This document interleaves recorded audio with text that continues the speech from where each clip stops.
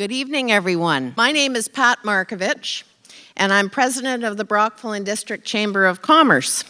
And I'd like to welcome you all to tonight's all candidates meeting and mayoral debate for our municipal elections 2018. Municipal elections are critical to each and every one of us, more so than any other election. They affect your garbage pickup, they affect your taxes, they affect your policing, they affect your fire. It's critical that we all have a voice and a say in who's going to be running our municipality come December. So let's get down to business. Our first part of the program will be an opportunity to hear the platforms of the candidates running for council. Given the number of candidates, we've had to focus strictly on hearing their platform only and not engage them in debates. We've asked each candidate to give us their position on 7 questions. You can find these on the Chamber website at www.brockvillechamber.com. They're posted within a few days of receipt from each candidate, so please be patient if you don't see representation from a particular candidate. I'm sure they'll be coming shortly. There may also be time at break to ask any follow-up questions of them, and certainly they'll be accepting questions by email or their ongoing online presence. Without any further ado, I'd like to introduce our first candidate of the evening. Please welcome candidate Jessica Barabash. So good evening, everyone. My name is Jessica Barabash, and I'm running as a candidate for council in the upcoming election. I would like to take this opportunity to thank the Chamber for facilitating tonight's debate. Through all of the events and advocacy you do for your members, you truly embody being the voice of business in this community. I would also like to thank the Arts Center for hosting this event. We are so lucky to have this gem in Brockville. Over the past few years, in addition to my career, I have had the opportunity to get involved in various volunteer groups and events. Brockville runs on community support and volunteerism, and I would like to continue to serve my community in a greater capacity while ensuring that the city supports these groups so that we all may continue to make Brockville the best place to live, work, and play. My platform is built on 4 simple concepts. Together with city staff, council must review the policies and process within City Hall to ensure that it runs as succinctly as possible while maintaining fiscal accountability and an open and honest communication with our citizens. I will advocate for a 4 to 5 year strategic plan that is built on community input and realistic financial goal setting. Strategic plans allow us to be proactive and plan for the future without exhausting our resources, so this is a crucial step for the new council. We also must make it easier for businesses to open and thrive. Through comprehensive welcome packages, mentorship opportunities, and support for existing businesses, we can foster an environment where entrepreneurs are supported and jobs are created. Finally, I would like to work on youth attraction and retention. The upcoming generations are our future, and we must ensure that we are creating a community that they want and are able to come back to. So I would like to close with one final thank you, and I think I'm well within my 3 limit times. To all of you here tonight, and to everyone watching from home, thank you for taking an active interest in this election and in Brockville's future. So whomever you vote for this October, we all have an obligation to pick the people who will make the best team to lead Brockville through financial prudence while seeking opportunities for growth and future development. Together, we can set the tone for the next 4 years and beyond. Together, we can and will prosper. Thank you. I'd now like to invite Simon Wu, who will be speaking on behalf of candidate Tony Barnes. Good evening. Tony's unavailable to attend tonight, and as a friend and colleague on his behalf, I'm going to read a statement from him. Tony and his wife and 2 young children arrived in Brockville nearly 40 years ago when he was transferred here from the UK subsidiary of a Swedish stainless steel company to its Canadian manufacturing plant on California Avenue. Initially as its CFO and eventually as its general manager. It was there that he first learned how to put customer service and quality management systems into the business operation. The plant thrived and in the process won itself Canada's highest business award, the Gold Award for Business Excellence. After 15 years there, he moved on to co-own a small manufacturing business in the food industry north of Brockville. For 15 more years, the need for consistent product quality, customer service excellence was drummed into him every single day as he answered customer on their continent-wide 1-800 number. Then finally, 10 years ago, he moved to a business he plans to retire from this year, Prescott Manufacturing of search and rescue flares and smoke signals. The company must comply with extremely stringent military-grade specifications. So strict quality management systems are not an option, but a prerequisite. This company has more than doubled in size in the last 10 years. With all this experience as background, improving the quality of services provided by City Hall would be his major focus if elected. Improving how the city approaches dealings with all its customers, us, as well as potential investors. Improving the way mayor and council provide oversight when tax dollars are being spent are just a couple of examples of areas where Tony thinks he can do better. He firmly believes we have a great opportunity here to elect a whole new council team who will hire a brand new city manager to refocus all staff on better customer service and continuous improvement in every aspect of City Hall's operations. There's very much more information on his ideas and his background on his website, tonybarnes.ca. Thank you for your time and attention. Have a good evening. I'd now like to introduce candidate Matthew Blair. Hello, ladies and gentlemen. My name's Matthew Blair, and I'm running for City Council. I'm 25 years old, and over the last 15 years, I've watched as there has been a neglect for our children and our youth in our community. All of my friends after high school have left. They won't come back, and it's a trend that's going to continue to happen unless we focus on our kids here and now. We need to let them know that we are here for them, our city is here for them, our government is here for them, and we need to make sure that this city is going to get them to want to give back. Right now, a lot of them think that we're not doing anything for them, there's nothing here for them, and we need to start focusing on bringing attractions that are going to get kids off the streets, get kids wanting to do things in the city, keeping our families here instead of driving to Kingston or driving to Ottawa to take their kids to do something. One of the things people tell me most that they want is jobs. They want us to bring back industry and jobs, and unfortunately, I just can't force somebody to open up a job. So what we have to do is find ways to entice new businesses and industries to want to come here to Brockville. We need to fix our downtown and revitalize it, we need to beautify it, and we need to try and get businesses to come back to make sure these kids have a place so they can go, so they can work, and our city can prosper for the future. One of our biggest issues right now is the Aquatarium. It's a distraction to not only the city, but to the people of Brockville. And until we get this thing settled and self-sustained, the issue is going to keep coming back around. We need to make sure that this city has a plan to make sure that the Aquatarium can be funded, we can move on to new projects. People keep asking us how we're going to pay for all these new things that we want to get done. Meanwhile, we're throwing almost $1 million a year at the Aquatarium, and they keep coming back and asking for more. So that is one issue we really need to work on first and foremost. We also need to work on getting a shelter for Brockville, a homeless shelter. People might not think that there's a homeless problem in town, but I can tell you that there is, even though you might not see it on the streets. People are living in tents, they're sleeping in their cars, or they're couch surfing, and these people don't have anywhere to go. I was a volunteer through high school and dedicated over 2,000 hours of my time to different organizations, Big Brothers Big Sisters, the United Way, Loaves and Fishes, the Food Bank, and many other places in town. And people tell me they have nowhere to go, and we need to get these people somewhere where they can stay, where we can get them on their feet and get them integrated back into society. And part of our projects is the arena. I think the arena is a great idea, and until we get our city's finances in order, we need to focus on these other, I'm new at this. We need to focus on these other issues first before we start working on those other major projects. Until we do that, our city can't move forward. So I hope that together as a community, we can start getting Brockville moving in the right direction, getting our kids focused more and entertaining them and getting things for them and bringing other people to the community. Thank you. I'd now like to introduce candidate Lee Bursey.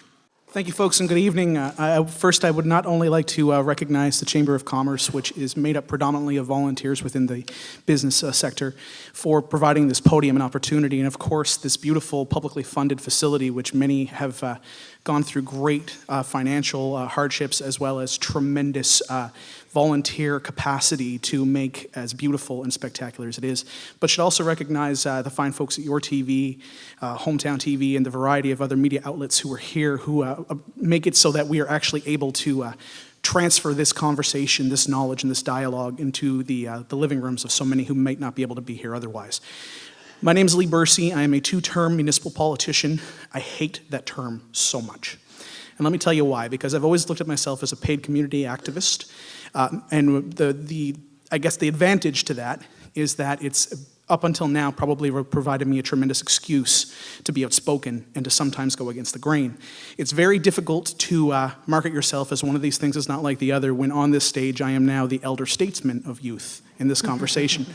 8 years ago, I stood on this stage with a coat that was too big for me, that I purchased secondhand at a Value Village in Windsor.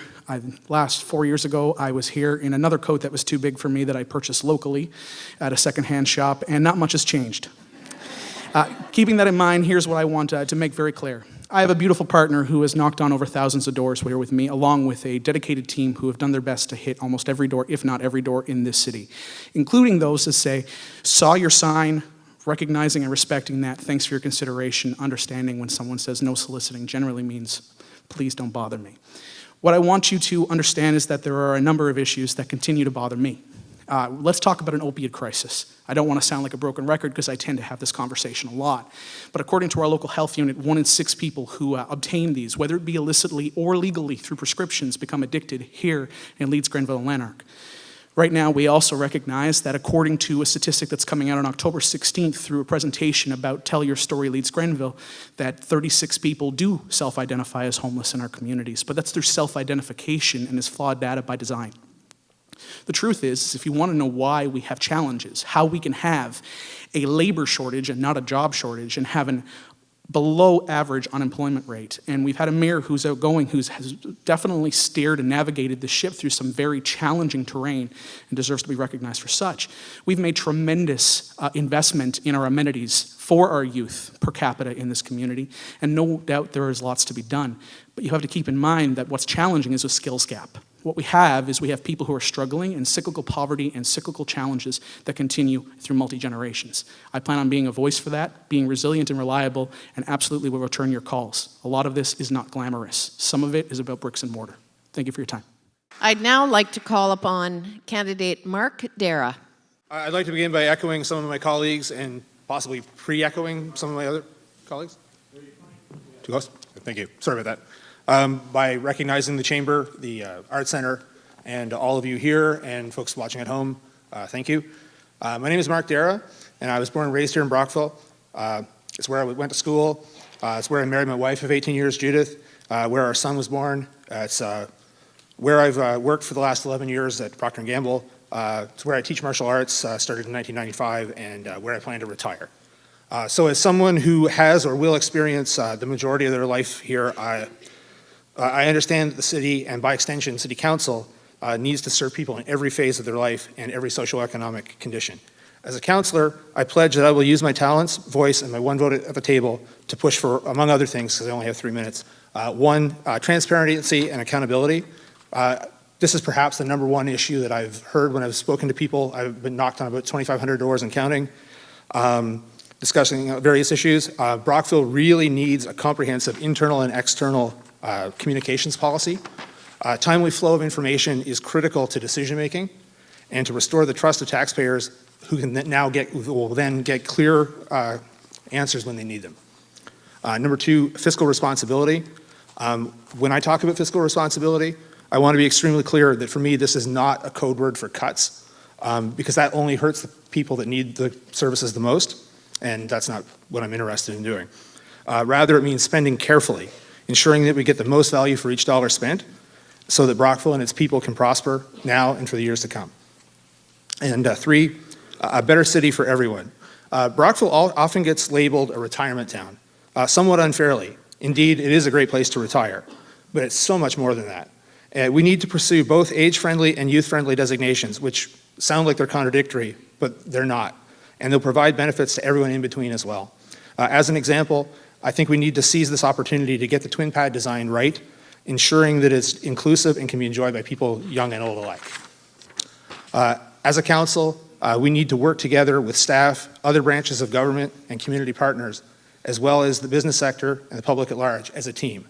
And I'd like the opportunity to contribute to that team as a member of our city council. So please vote for me, Mark Terra. Thank you. I'd now like to call upon candidate Philip Deary. Well, good evening. My name is Phil Deary, and I'm running for re-election. Over the past 4 years, I've had the privilege of serving as the only newly elected councillor from the previous election. I moved to Brockville in 1998 with my wife Annette and our 2 children, Liam and Mira. It didn't take long for me to realize just how fortunate we were to be in this beautiful city. I have a Bachelor of Science in Business, and I hold a degree in Human Resources. In my professional career, I'm a production supervisor for 3M, where I've worked for the past 21 years. In my personal life, some of you may know me through my volunteer work with Big Brothers and Big Sisters. I've volunteered with this great organization for the past 18 years, an organization that provides much-needed services to over 1,800 children in our area. I want to reinforce my commitment to you and our community as we move forward. We must have a clear vision of what we want for our community and develop a strategic plan that supports both short and long-term attainable goals. As your elected official, I recognize the importance of taking steps to ensure that the decisions we make today are sustainable without putting our community and our assets at risk. We need to reflect on our past successes and learn from our failures. I will continue to place a focus on job growth, retention, economic development, both local and regional, continuous improvement opportunities that exist in all of the departments, and we must place a renewed focus on these areas to deliver desired results. The challenge for our council lies in being able to deliver services that our community will be happy with while maintaining an affordable tax rate. And I'll be focused on sustainable emergency services, capital projects, tourism, and creating a platform that supports all demographic groups within our community. Your voice matters, and I will continue to listen. I will continue to support regional economic development because I believe that a win for our neighbors is a win for Brockville. Looking beyond our borders for opportunities will mutually benefit our city and our neighboring communities. Brockville's natural setting is something that we need to capitalize on. We're ideally situated here on the 401 corridor at the heart of the Thousand Islands. We need to continue to support tourism, beautification initiatives that will leave a lasting impression on visitors as they enjoy what we have to offer.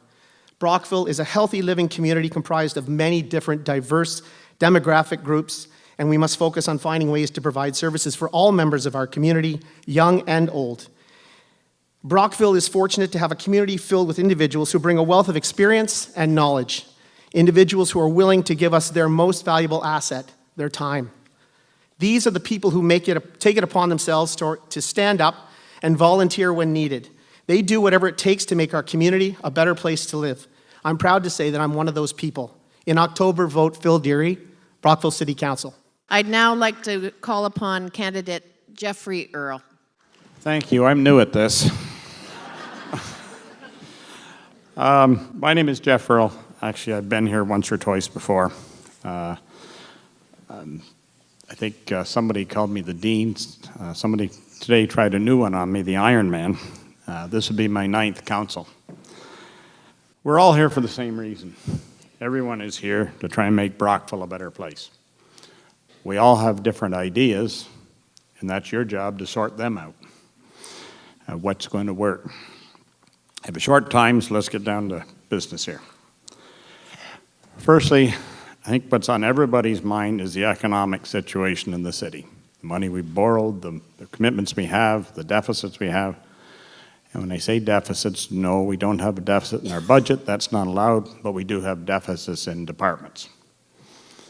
And we solve those deficits by taxing you more. So you really don't want those deficits. But the twin pad, that has to be reevaluated.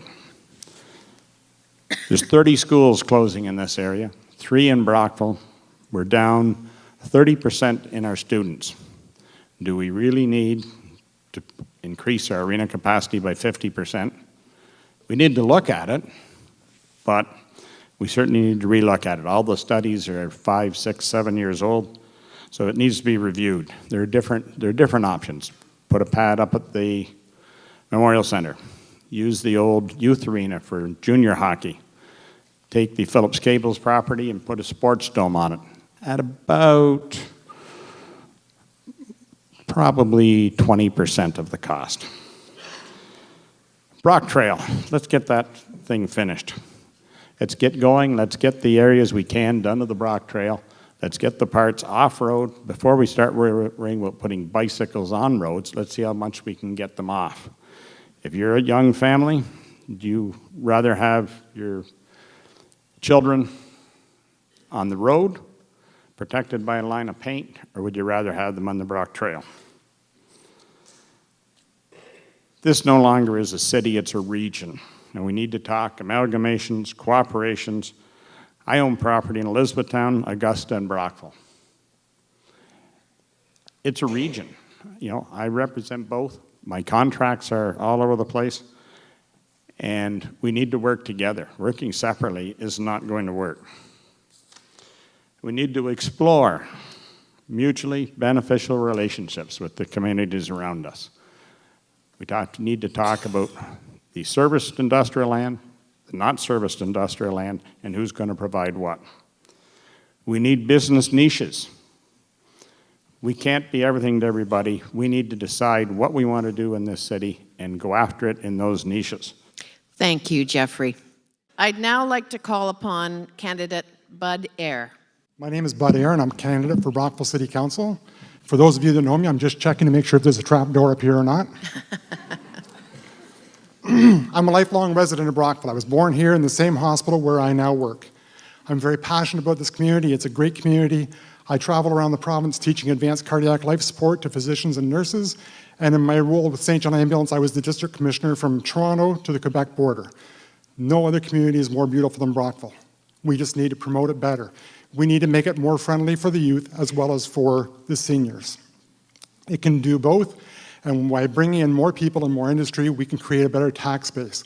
As Jeff mentioned, we don't want to increase taxes. As I mentioned, during my life in Brockville, I started volunteering when I was 16 years old, and I spent almost 40 years with St. John Ambulance. And I served at the local level on through to the provincial level. I've also volunteered with the Heart and Stroke and the Canadian Cancer Society.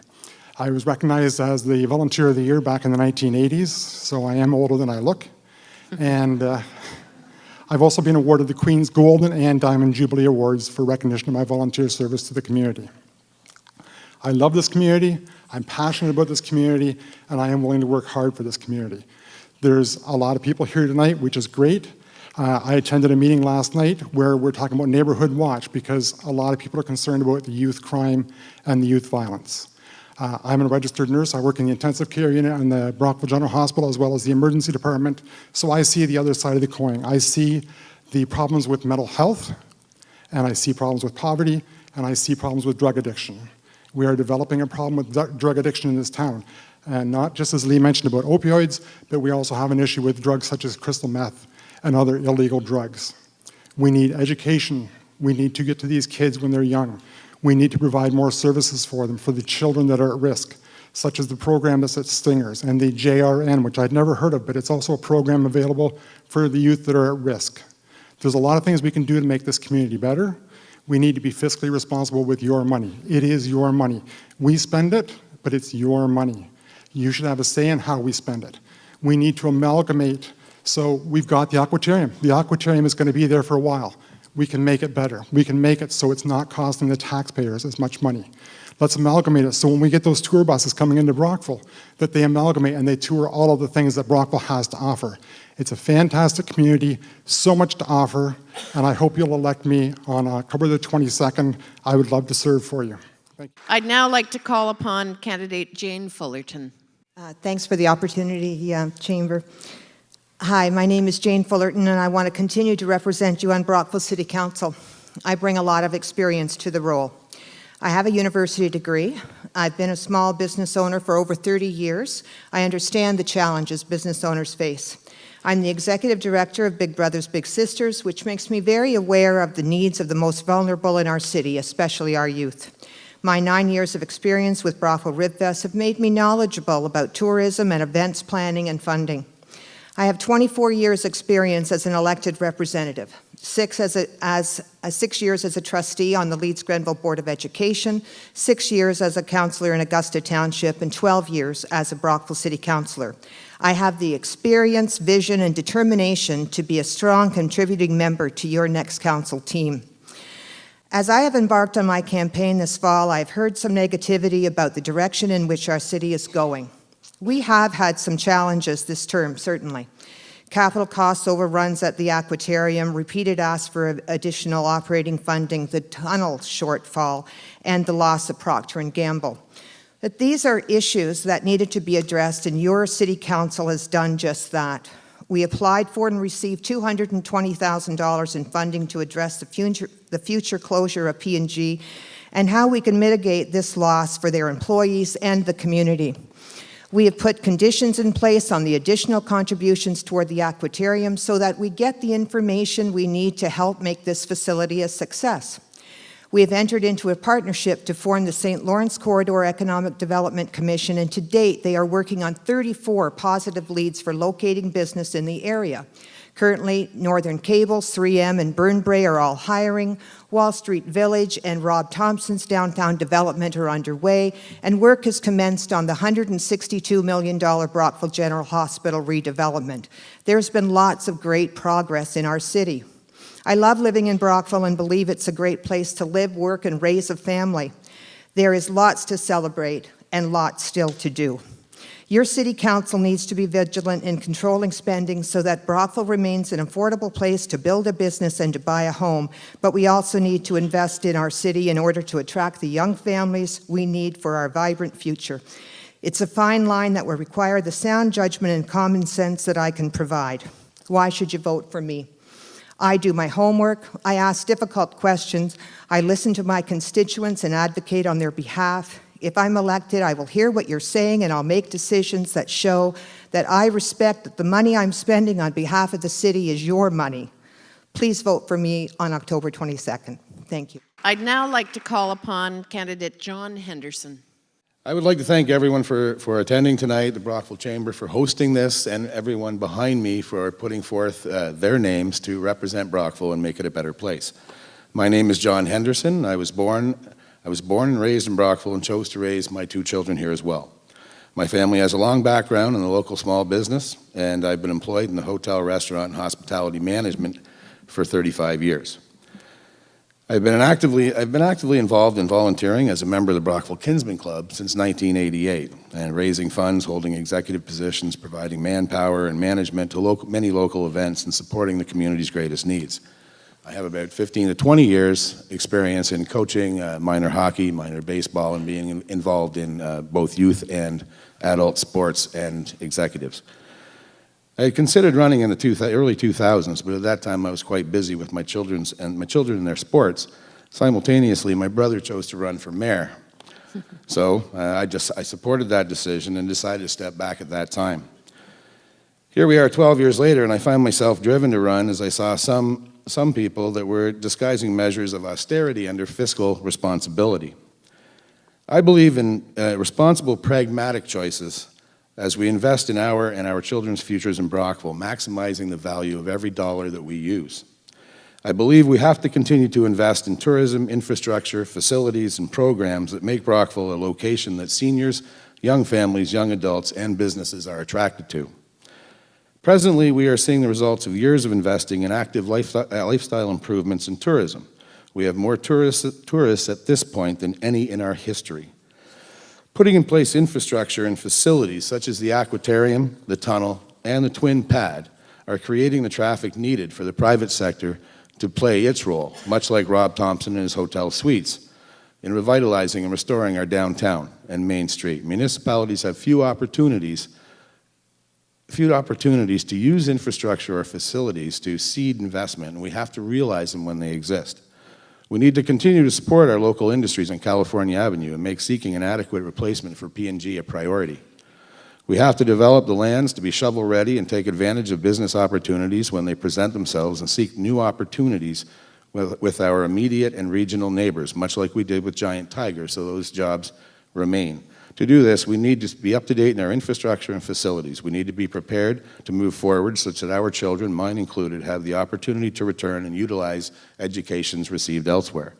I hope we share a similar view in moving Brockville forward progressively and pragmatically for the future benefit of everyone involved. I hope I can count on your support. Thank you. I'd now like to call upon candidate Larry Journal. Thank you, and thanks to the Chamber. Thanks for everybody for being here and your engagement in the election process. I had a beautiful 2-minute and 58-second speech ready, but you know what? I think I want to tell you about an interaction I had with a resident today. And before I say that, if you want to learn about me and my experience, please go to my website, www.votelarryjournal.ca. So I knocked on a door, and this gentleman answered, and he said, "Larry, I have one question." He said, "This election, your colleagues have been by, and for the last 2 elections, your colleagues have been by, and they've talked about transparency, they've talked about accountability, they've talked about financial management, sustainability, priorities, economic development, youth and senior services. The question I have is, why should I believe you, or why should I believe the other candidates?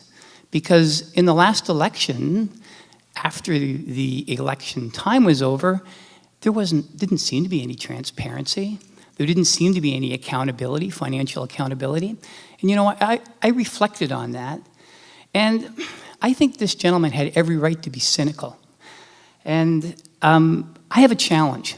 I have a challenge to all of the candidates here, that whoever gets in, let's follow through on our promises. Let's make sure that we are accountable. Let's make sure that we are transparent. Let's make sure that we serve the residents. We have to remember, whoever gets in will be in at the pleasure of you. We're in at the pleasure of the voters. And we have to serve the public interest, and we have to protect the public interest. So the other thing is, I think we have to be positive, and we have to move forward in a positive direction. So you know what? Our future counts. And I know that the residents of Brockville want to be part of our future. It takes a community to build a community. I would like your vote on the 22nd. Thank you. I'd now like to call upon candidate Mike Calavas. Hello, everyone. My name is Mike Calavas, and I'm a current councillor for the City of Brockville, and I'm seeking re-election in the upcoming October election. I would like to thank the Chamber for this opportunity to appear before you and pass along some brief comments.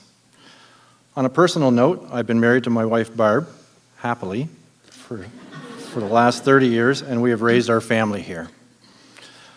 I've been a proud member of this community all my life. It's been an honor to serve and represent you the past 6 terms at City Hall. I believe in being accessible and approachable are 2 key elements to being an effective city councillor. I always make myself available to discuss city matters, whether at work or at home, and welcome discussions in person, by phone, or email. The bottom line is, you know where to find me. I will encourage your views and concerns on issues, and I would continue to bring those views to council.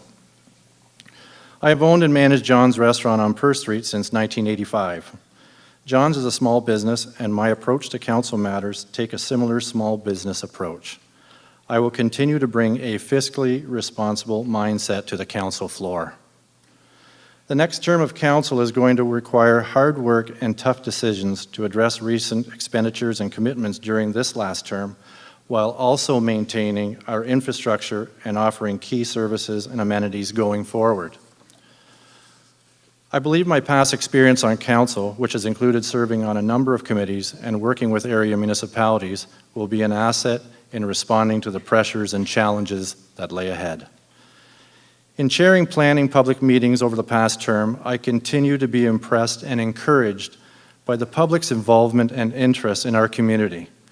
People care, and they do want to help. I recognize that to be a successful community, we have to work as a team, and that teamwork extends beyond the walls of the council chambers and City Hall. It needs to include input from every sector of the city, every resident, including youth and our seniors, the business community, the Chamber of Commerce, DBIA, and also with area municipalities on how we can work better together.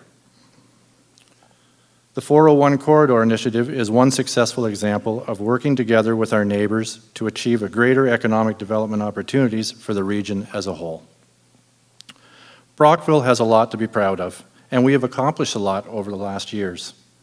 We need to continue to showcase and market our city to tourists and prospective new employers and new residents. We have to continue to foster a good business-ready environment and strive to keep taxes low. Brockville is a great city, and I want to continue to keep it that way. I ask for your continued confidence in me to represent you at City Hall. Thank you very much. I would now like to call upon candidate Nathalie Laverne. Hello, bonsoir. My name is Nathalie Lavergne, and I'm running for City Council. Originally from Montreal, you can tell by the accent, I am an event planner who worked for the Montreal Jazz Fest, the Blues Fest, Just for a Laugh, and other major events. I worked for the 2010 Vancouver Olympic Games, and I lived in Vancouver to work for the Rick Hansen Foundation, raising awareness for people with disabilities. I also moved to Toronto for the 2015 Pan Am Games as an advanced route coordinator for the Pan Am Torch Relay, and Brockville was one of my stops. I moved to Brockville in 2015 after the Games, and I created my own job by opening the Spitfire Cafe. Since then, I've also opened Golden Age Comic, the Spitfire Records, and we took care of the old Orange Lodge and turned it into Courthouse Lodge, another music and event venue. I'm promoting local talent and bringing new act and activity into town, such as the Red Hot and Blue Rockabilly Weekend, that was last Labor Day weekend, and now I'm developing the first Oktoberfest during Thanksgiving. I'm running for City Council because I believe together we can build a better Brockville. As a planner and a coordinator, I see a more cooperative and productive council. I want to make City Hall more accountable and transparent, and as a councillor, I want to work for you, the taxpayer. City Council needs to spend more wisely, making sure there is a project manager for future developments. We must be open for business.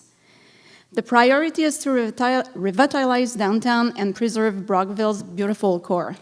This is the keystone to move forward and attract new businesses, entrepreneurs, and tourism.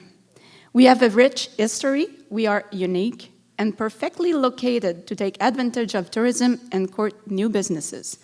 I believe strongly that we must plan for the future while respecting the past. It's also important to maintain and enhance services that residents require, such as the transit system. We need to focus on youth retention and attraction, as they are the building blocks in a long-term plan. Actively pursue work-at-home professional and young families, as this will ensure Brockville's future prosperity. I am Nathalie Lavergne, a planner, a facilitator, a doer. On October 22nd, be the change you want to be. I would now like to call upon candidate Ralph Leger. Madam President, fellow candidates, ladies and gentlemen, taxpayers. My name is Ralph Leger, and I am a candidate for Brockville City Council. What I bring to the table is a lifetime of business experience and skill sets in both management and ownership. I have held executive positions in national and international companies. I have lived and worked in Brockville for the last 25 years as a commercial real estate agent, broker. My main job is negotiating both simple and complicated commercial leases and sales. I have been very involved in our community as well as many of my fellow candidates, having served on a number of boards and committees, as well as volunteering for a number of charities such as the Canadian Diabetic Association and the Heart and Lung Association. I have served as president of the Prescott and District Chamber of Commerce. I was president of the Celtic Festival. I was president of the Brockville and District Shrine Club. I was president of the Brockville Lions Club. Personally, I'm considered blunt and direct. I make decisions based on merit and plain old common sense. As a businessman, I'm fiscally conservative and I believe in transparency and accountability, period. I believe in the short term, we have a number of serious issues to deal with on council, but I truly believe that there are always options to every situation, bringing in mind that nothing is for free. My first priority is to listen to you, the taxpayer. It is my duty to respond to your needs, your concerns, and your ideas. You can reach me on Facebook or email or by phone to discuss any issue or any questions you may have. I would like to thank the Chamber of Commerce for the opportunity to speak with you tonight. Thank you. I would now like to invite candidate Naomi McNeil. Good evening, everyone, and thank you for coming. My name is Naomi McNeil. Brockville has been my home since I was 10 years old. My family are educators. My partner is a business person. My relatives and friends surround me with love in this great community. I want to talk today about what my vision is for a better Brockville. I want to invite you to the Brockville I know. The Brockville I know is diverse, accepting, and welcoming, and willing to give at a moment's notice. The Brockville I know loves and respects the St. Lawrence River and tells everyone about Blockhouse Island and how great Riverfest was. The Brockville I know is bikeable anywhere in the city in 30 minutes, and motorists are cautious of cyclists. The Brockville I know expects evidence-based decision-making. The Brockville I know wants to make St. Lawrence College bigger and better. The Brockville I know wants to be prepared for the new norms of climate change disasters like flash floods, tornadoes, and droughts. The Brockville I know defends all, aids in any way it can, and especially to those in need. The Brockville I know wants and embraces progressive change. Now, the Brockville I will represent will continue to improve our waterfront. The Brockville I will represent will add bike lanes to the city and make sidewalks and crosswalks safe for everyone in every season. The Brockville I will represent will make it a city priority to offer intercultural competency training for all. The Brockville I will represent will make sure the experts are consulted on city projects. The Brockville I will represent will improve the collaborative relationship with St. Lawrence College, including a framework to base our work on. The Brockville I will represent will bring new, innovative business and research to Brockville. The Brockville I will represent will place importance on safety and justice for all with a citywide drug strategy. My vision for Brockville is based on my lived experience of growing up here, moving away, living abroad, and building on the foundation of my life that was built right here in this city. With my experience working with and engaging all levels of government, building new bylaws, and being an active community builder in every community I have lived in, I know that together we can make Brockville better. Thank you for the opportunity to speak to you tonight, and I look forward to serving you on your Brockville City Council. I'd now like to call upon candidate Robert Shannon. Good evening. Thank you for coming. It overwhelms me that the amount of people that are wanting to make informed decisions on this municipal election this time. I think it's very important, and what you guys are looking for, I can bring to the table. I will be your best spokesperson. I've been actively involved with Brockville Minor Hockey now for 10 years. I live in Brockville for 23. I came from Kingston. I was an active coach in hockey there for probably 15 years.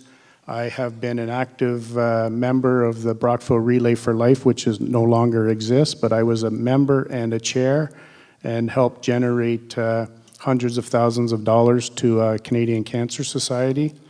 I currently work at Trillium as a laborer, if you will.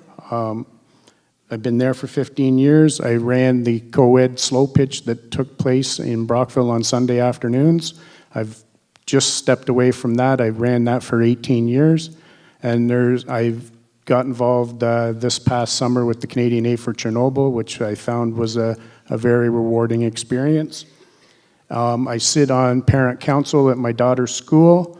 So anything that I take in, I jump in with both feet. I'm not a quitter. I'm a learner. I think that I will be your best spokesperson.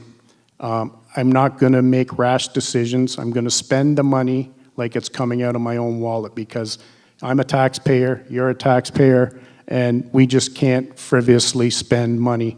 And I'm going to make sure that I take a good hard look at that. I think that I am hardworking, I have integrity, I'm dedicated, and I have tons of commitment, and I think I can bring transparency to the board. I will be the best team player on this council of 8 and the mayor of 9. Please vote Rob Shannon on October 22nd. Thank you. I'd now like to call upon candidate Joy Sterrett. Hello, everyone, and thank you for being here tonight. A special thank you to the Chamber of Commerce for hosting this evening tonight. My name's Joy Sterrett. I'm a candidate also for this year's municipal election for the city of Brockville, taking place on October 22nd. I very much look forward to representing you on City Council for the next 4 years. I know that I have the skills and ability to support this wonderful and proud city in a conscientious and fiscally responsible manner. If elected, I will continue to represent the interests of the people with enthusiasm, passion, integrity, and sincere goodwill. Furthermore, I promise to represent the collective interests of Brockville in a positive, meaningful, and respectful manner. I am confident in what I can do to support this city to ensure a promising and prosperous future. To be specific, my goals are very clear: to provide strong political leadership, transparency, and renewed trust in all decision-making; to create a stronger and more responsible financial tax base; to enrich our economic attractiveness to support our businesses and investment opportunities, fully embracing a "we're open for business" attitude; to ensure that everyone has a voice in decision-making in the city, including those of all ages, and often the silent majority; to look at all options to manage city finances, including engaging in service agreements with neighboring municipalities. And that's only the beginning. I have been involved in government at the city, regional, and provincial levels for 3 different ministries for most of my career. I have also worked in private consulting, in banking, and as an educator in university and also public school settings. I have managed budgets in excess of $1 million. I have had a long and keen interest in politics and in governance, regulatory, and policy development processes that go along with it. I have a master's degree in rural planning and development from the University of Guelph. I bring many skills and many abilities to the table in terms of seeking a council position in the upcoming election. I look forward to representing you, working together with you to instill a new confidence, new opportunities, and prosperity for our city now and in the future. When you're making your election decisions, remember to vote Joy Sterrett. Thank you. I'd like to now call upon candidate Willie Stevenson. Hi, guys. I didn't have any papers to write or nothing here. What I do is speak from the heart. What I am is a 57-year-old guy that's lived in this town with my wife of 27 or 28 years, sorry, honey, in our town. And the best things that have ever happened to me in my life have happened right here. The worst things that have ever happened to me in my life have happened right here. And I owe my town. I owe you guys. I love you all. And I am going to work my butt off to make it better. We need open, honest council that works together. I am one vote. And one vote is one vote. We have 9 out of all of us. Out of those 9 votes, it's up to you guys to pick 9 people that's going to work together to further our city, to further everything we want. I can't, in 3 minutes, tell you about platforms, tell you about what I believe and what I don't believe. Most of you know me. You know what I believe. If you don't, look me up. Phone me. I can tell you that we can do better. We will do better. We must do better. It's ridiculous anymore. We're a big city when we're falling behind the rest of Ontario here for what reason? Simply because we can't work together? Simply because we think we know more than the next person? I'll tell you what, none of us up here know everything, but we have skill sets up here that we can work off of each other, and between a 9 crew, every single one of us can help us get this city back to where it should be, where the city I've been proud of. I stood on this stage when I was 9 years old playing guitar. Now I'm talking at 57 on it about helping. I appreciate just the chance to talk to you people. I appreciate just the chance to be in your midst. I love you all. Thank you. I'd now like to call upon candidate Cameron Wales.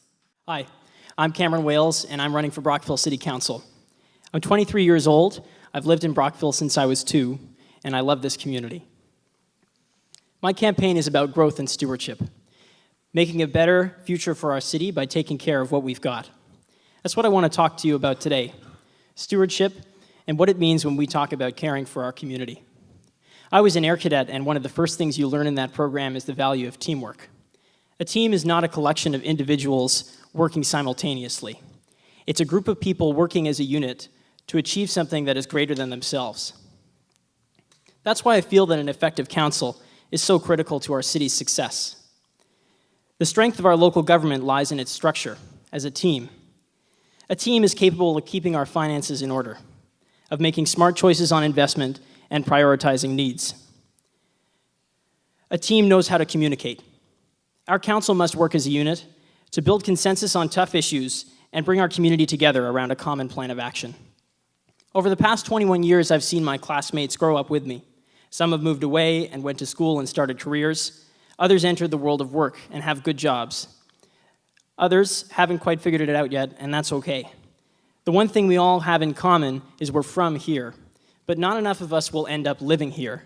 This isn't because young people don't want to live in Brockville. It's because they feel they can't. They're following opportunity, even when it takes them far from home. If we want to grow our city, we need to create opportunity here. Not just the opportunity to make money, but the opportunity to raise a family in a safe community. The opportunity to afford a home and pay reasonable taxes. The opportunity to take pride in a place that is welcoming and accessible and inclusive. Over the past 21 years, I've also met many of our seniors, the people who have called Brockville home for their entire lives, and those who have joined us only recently.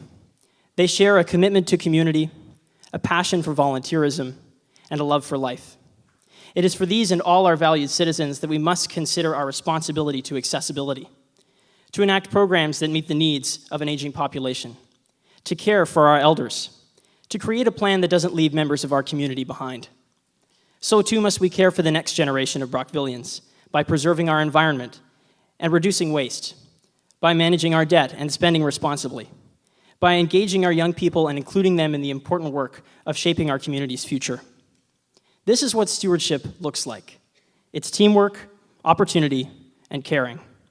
On October 22nd, I'll need your support so we can build a council that will work together for all of Brockville. Visit camwales.ca to learn more. I look forward to hearing from you. Thank you to the Chamber, to the Brockville Arts Center, to your TV, and thank you for listening. I'd now like to call upon our last and very patient speaker, candidate Matt Wren. Thank you. I am Matt Wren, and thank you to the Chamber and all of you for being here tonight, and to all the people sitting behind me for a very collegial campaign so far. Several weeks ago, when I decided to do this, a sitting councilor told me that I must have courage to run. And I thanked him, but what I really should have said that it's more actually a case of concern. Because when I compare Brockville today to the Brockville that I made my home almost 30 years ago, respectfully, I'm a little disappointed in the direction our city has taken in this last little while. People I've talked to knocking on their doors have told me that they're stretched. Our population has declined, along with our average household income. When you get off the 401 at the main entrance of our city, we're greeted by a boarded-up shopping center. And we all know how our formerly high-performing industrial base looks today. That's enough pessimism. I've never sat back and left it to others to solve problems. And in my work life, I've helped hundreds and hundreds of families in this area through some of the most difficult days of their life. Now I want to invest that same care and attention to our great city. We've heard many platforms tonight, but this isn't provincial politics. A councillor only has one vote, as has been mentioned. I think it's more important that we look at skills and abilities, someone's track record of serving the public, and their general perspective on the upcoming term. So here's some things that I'm focused on. Fiscal responsibility. I think we've heard that before tonight. I'd like to see Brockville on secure financial ground. I'd like us to be responsible with project management. I'd like to keep our tax increases manageable. And I'd like to see us chart the course of the future with thoughtful, well-planned, long-term planning. Secondly, business and job growth. A low unemployment rate doesn't mean that everything is okay. Yes, people have found employment since some of our manufacturers have closed, but in some cases at a fraction of their former income. We need better paying jobs. But I'm very encouraged by the Commission and I attended their meeting the other night. Our Commissioner is sitting right back there.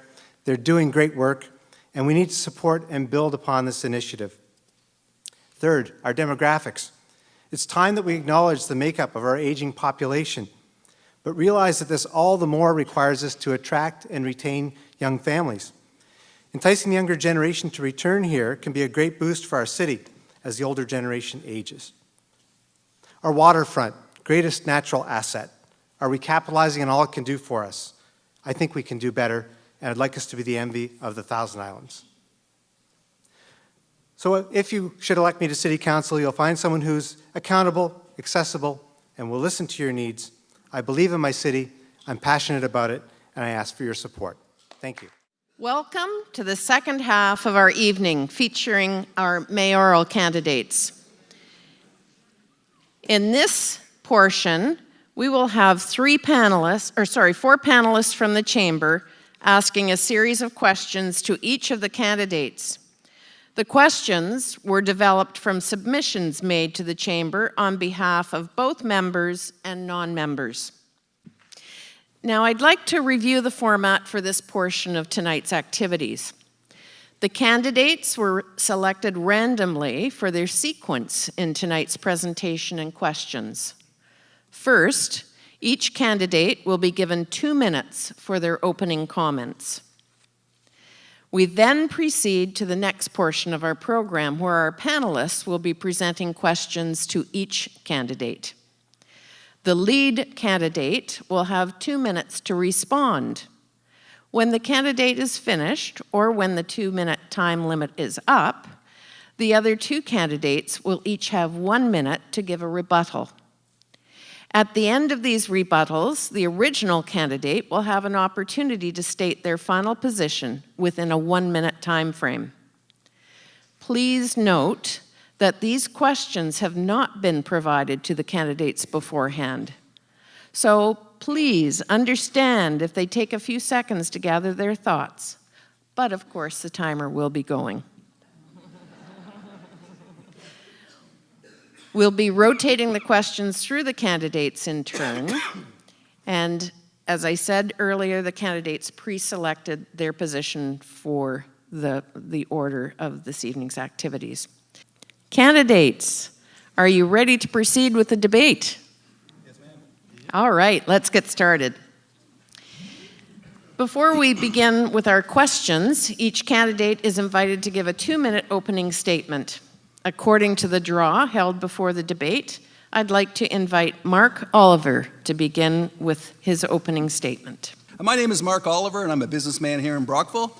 I started my company, PhotoVisions School Photography Company, way back in 1990. I started up in the Kensington Plaza in the north end of town. Back then, it was just a one-man show, just me. I did everything. Over the last 28 years, I've grown my business right across the province. I'm proud to say now that I have business right through from Cornwall, through the GTA, through London, and all the way to a town called Kincardine, which sits on the shores of Lake Huron. And I'm proud to say I have every single school in Kincardine. I've done that the whole time. I've maintained my headquarters here in Brockville, and I've also raised my family right here in Brockville. Right now, I employ close to 40 people. It's peak time right now.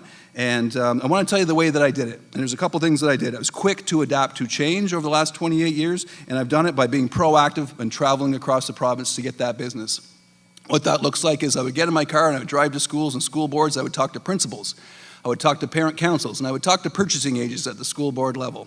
And I'm proud to say when I got in there and it made my presentation and my sales pitch to these people that were the decision makers more than 50% of the time. That's right, more than 50% of the time I came out of there successful with that, in that transactions. And what I want to do now is translate that success, that business success that I have into City Hall. Because Brockville needs a change and Brockville needs some wins and Brockville needs someone who's going to fight for those wins. And I'm the guy that's going to do that.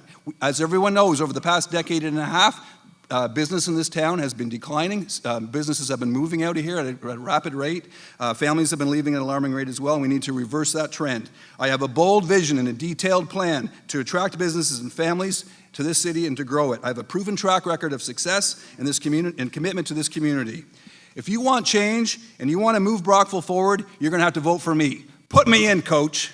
I'd now like to invite Sept Drake to give us his opening statement. Good evening. I would like to thank the Chamber of Commerce for sponsoring this debate. Thank you to Pat Markovich, Keely Patterson, Kent Henderson, Tom Steele, and Brock Tufts. Good evening to my fellow candidates. I would like to thank all of the people in the audience for coming out tonight to hear the debate. It's good to see you all. My name is Sept Drake, and as you already know, I'm a candidate for the mayor of Brockville. This election is different from past elections. There is no incumbent running. People are upset with the financial issues, the tunnel, the aquatorium. City Hall has demonstrated it's not following proper policies and procedures. People of Brockville are not happy with how the city is being managed, and I'm one of those people. I care for the city of Brockville. I care for the people in our city. I am dedicated to keeping this city a good place to live. I am no longer tied to a job, so I can be where I am needed, when I am needed. It's time for real progress, real change, and real leadership. Personally, I've had enough of the same thing over and over again. I have a history of leadership and 30 years of experience with good management practices. I will work with council to restore good management. I will ask council to insist on proper reports and controls. I know how to get things done, and I assure you, we will. I believe there is still a good future for Brockville, and I know all of you do too. The key to our future is going to be a recovery. We must explore all opportunities. We need to be ready when a new business knocks on our door. New business will not be interested in our city if we continue to have 4 more years of mismanagement. Together, let's keep a positive attitude for our city. Thank you. Finally, I'd like to invite Jason Baker to give us his opening statement. Thank you. I've spent my entire adult life living and working in Brockville, and I chose to live and raise my family here, and I look forward to encouraging many more to do the same. Tonight, I look forward to discussing ways to do just that.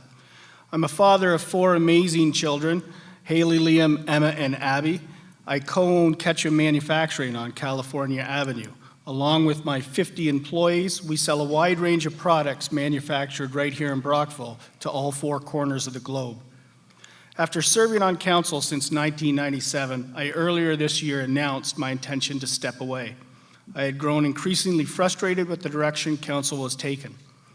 I spoke to certain incumbents who had expressed previous interest in the mayor's position, but none were willing to step forward. We needed a new direction, and we needed change. With so many difficult decisions facing this next council, I think it's critically important to have a steady hand at the helm, helping to guide it towards a better future. There isn't time to wait for the next mayor to learn on the job. So on the second last day, I joined the race. Not because of who was in the race, but because what wasn't, and that was experience. I'm not a big campaigner. My campaign team consists of 2 people, Lainey and I. We haven't taken any donations for this campaign. I don't believe in that. I don't believe you spend your way out of problems. I think you plan, you work hard, and you achieve your successes. I'm proud of my 21-year record on council. It's a record I'm running on, not running from. Thank you. Now, let's proceed with our questions. Our first question will be asked by Keely Patterson and is directed towards Mark Oliver. Currently, the city does not have a communication policy. What are your thoughts to ensure there's an effective external and internal communication policy in place? Thank you, Keely. That's a very good question, and one that I want to address. To me, it's two different issues, the internal communications policy and the external policy. So if you don't mind, I'll break it down that way. As far as the internal communication policy goes, the necessity for it, the need for it, it's just been demonstrated to the city very clearly that if we don't have one, disaster can happen. Everyone's very well aware what happened with the tunnel. We had an amazing group of dedicated volunteers that envisioned and shepherded the tunnel being put through. We had a group of councillors that were very much behind the project, and we also had city staff involved as well. So there's three different groups of people. And at the end of it, when the audit came out, it was clearly identified that the major issue was the lack of communication between those three groups of people that wanted to have this tunnel put through. So it's definitely very important to have that in place. And what I would do to ensure that we have an effective communication policy is what's coming up on the next round is we have to hire a city manager. And we're going to have to do an extensive search for a qualified city manager. And one of the things I'm hoping we're going to be able to count on with that new city manager for is having experience in internal communication policies or be able to get one for us. Now, as far as external communication policies go, what that means to me is how City Hall communicates with the citizens, and it's a two-way street, how the citizens communicate back with the city. As I travel through the city, knocking on doors 5 nights a week with my family and my team of supporters, I'm hearing about it all the time. People are opening the door saying this is the first time I've heard from anybody about how this goes. So we definitely have to get that going both ways. Accessibility at the meetings and office hours, I have to give credit to Jess Barabash. This is her idea. We have to have office hours at City Hall so that people can come in, and it should be accessible for them to come in and communicate what they want with the mayor or with city councilors. Thank you, Jess, for that. And in conclusion, I'm completely in favor of creating policies to deal with both internal and external communication practices in the city, a strong city council that communicates with each other and connects regularly. Cease. You have 1 minute for a rebuttal. Thank you. Our city council will need to decide what they would like for effective communication in our community. Many cities already have well thought out policies that we can draw from. My thoughts for an effective policy would include inclusiveness, transparency, commitment, and integrity. Internal and external communication brings everyone together. People respond in a positive manner when they know what is going on. Good communication helps with transparency, which builds credibility and trust. And that is what the new council will need to get the job done. Thank you. Thank you, Cease. Jason, any comments? I think the biggest improvement for the next council, I think it's fair to say, is in communication, both within our own organization and certainly externally. And I think that starts by stop telling people they're wrong when they're offering you feedback.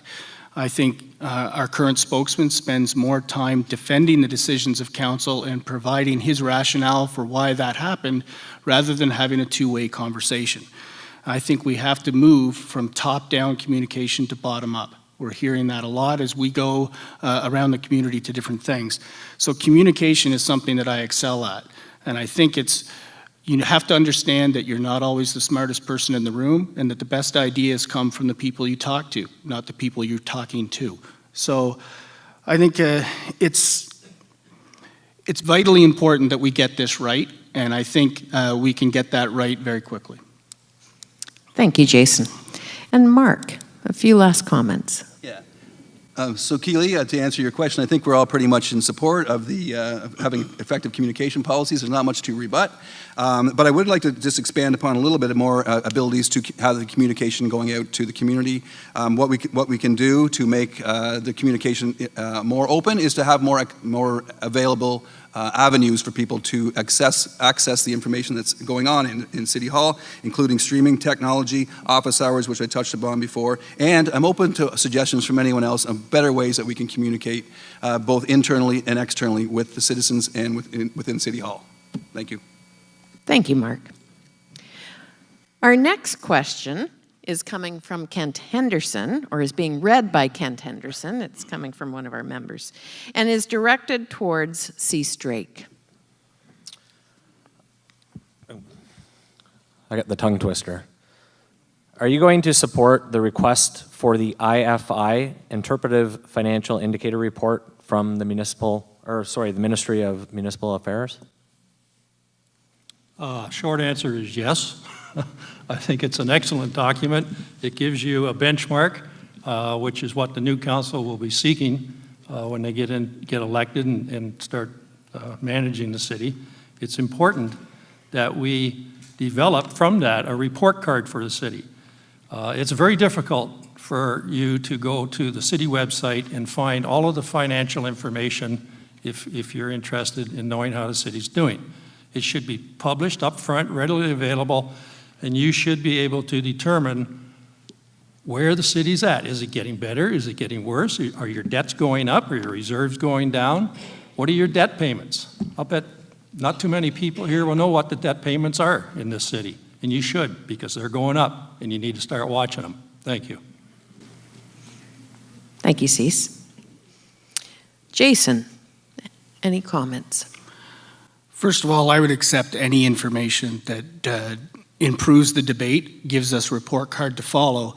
Whether it's the BMI study or any other study that we're talking about, it asks more questions than it answers. And comparatives between communities on things as simple as snow plowing, there's reasons and rationale for why numbers are different in different communities. It could be the age of the infrastructure, it could be the geographic makeup of their community. So whatever the study is, and whatever the advice and support we would be getting from any other organization is welcome. I don't understand why anybody wouldn't take it, but they have to be taken with a grain of salt. And they have to be understanding that there are reasons and rationale for the decisions that were made 50 years ago, 20 years ago, and 10 years from now. Those don't show up in every study. So I welcome them to create a better conversation and to have an informed debate. Thank you, Jason. And Mark. Yes, thank you for the question, Kantia. Absolutely, we'll definitely support any and all information that can be provided to us. We have to make decisions based on sound facts and reason. We are in a position in the City Hall, like I'm all for taking care of the finances, of course. Many people that I've talked to when I'm knocking on the doors around the city express their concern with the city taxes. The taxes are very high, and we acknowledge the fact that the municipality of Brockville has one of the highest tax rates that are in the province right now. And what we're looking at right now to address that is we have too few people and businesses in Brockville. And back to my main point, we want to make sure that we get businesses coming back in here. We have to get taxpayers back in here, and then we'll have more tax base, so that will relieve the tax burden upon the citizens that are here. Thank you, Mark. And Cease, any final words? Yes, thank you. It's good to compare yourselves to other cities, but Jason's right. There are different circumstances. But what I'm talking about is comparing ourselves to ourselves. A report card that measures how we're doing. Going forward, you will see changes in your debt, in your reserves, in your debt payments, and all of those key indicators, if you will. And we need to be watching those carefully and making sure that we are improving, not getting worse. Thank you. Thank you, Cease. Our next question is from Tom Steele and is directed towards Jason Baker. Given the importance of recreation to the health of our residents, what is your position regarding the city's role in this regard? Might be in my wheelhouse, this question. First of all, I'm a strong supporter of infrastructure renewal, and in this regard, I played a very unathletic version of men's slow pitch all summer long, and one of the baseball diamonds we played on had 2 strings of outdoor lights that were out for the bulk of the summer. So I think you have to keep investing in recreational opportunities. And I think when you don't have those recreational opportunities and you don't pay attention to the infrastructure, you start to see some of the problems that we're recently having with people getting up to no good. And I think there's opportunities for many of these things to be developed. But if you take a look at the level of things the city actually provides in the way of recreational services, it's gone down generation after generation. These things are being developed by volunteer organizations, not by city services groups. And I think what we can do is, if you have to move in that direction for cost-cutting purposes, the most we can do, or the very least we can do, is to support those volunteer organizations. So we all talk about tourism and hotel and overnight stays. There's nothing more in this town that brings people for overnight stays than sports tourism. And these people are doing that organization on their own. They're doing it at no cost to the city, and in fact, they're paying heavy user fees for the privilege. So I think there's lots that the city can do. I think it's vitally important for us to get involved and to help support those organizations who are bringing those things. And the one thing they ask us for is, we will bring the people here, we will provide the service if you provide us the facilities. That's what we're trying to do. Thank you, Jason. Mark, comments? Yeah, thank you. I'm looking at this through the lens of economic development, and what we need to have here is a strong, as Jason said, a very strong set of sports facilities, because people have young families that are looking about transplanting themselves into a new community. That's one of the key things that they look for. They want to have activities for their children to keep them occupied, keep them growing, give them some positive role models through coaching. And also, when we're attracting new businesses to the city, business people are going to look for what is available for them, for their staff to be looking at. To have part of a vibrant city is having a vibrant and exciting set of sports facilities to be able to keep people occupied. So that's one of the key indicators that people are going to be looking for when they want to transplant their business. So I definitely believe this is necessary. Thank you. Cease, comments? Yes, thank you. I think it's absolutely important that we keep our recreational facilities maintained properly. I was downtown the other day and a gentleman came up to me and he says, "Could you point me in the direction of your recreation center, please?" I said, "No, I can't. We don't have one." But wouldn't that be nice? We should have had one 10 years ago. But that's the kinds of things we need to be looking forward to. A recreation center would give opportunities to all people, all ages. And I know there's a concern in the city right now with youth. Wouldn't it be nice if we had a nice facility where all these young people could go and hang out and do things constructively? That would be a wonderful thing for this city. Thank you. Thank you, Cease. Jason, any final comments?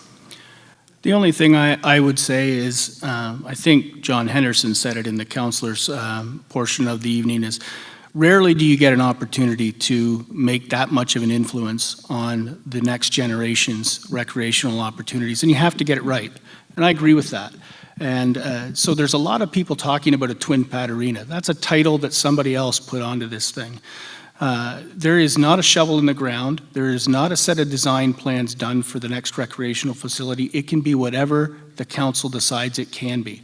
So I think all of those opportunities are open. Recreation is not just for youth, and it isn't geared just to sports.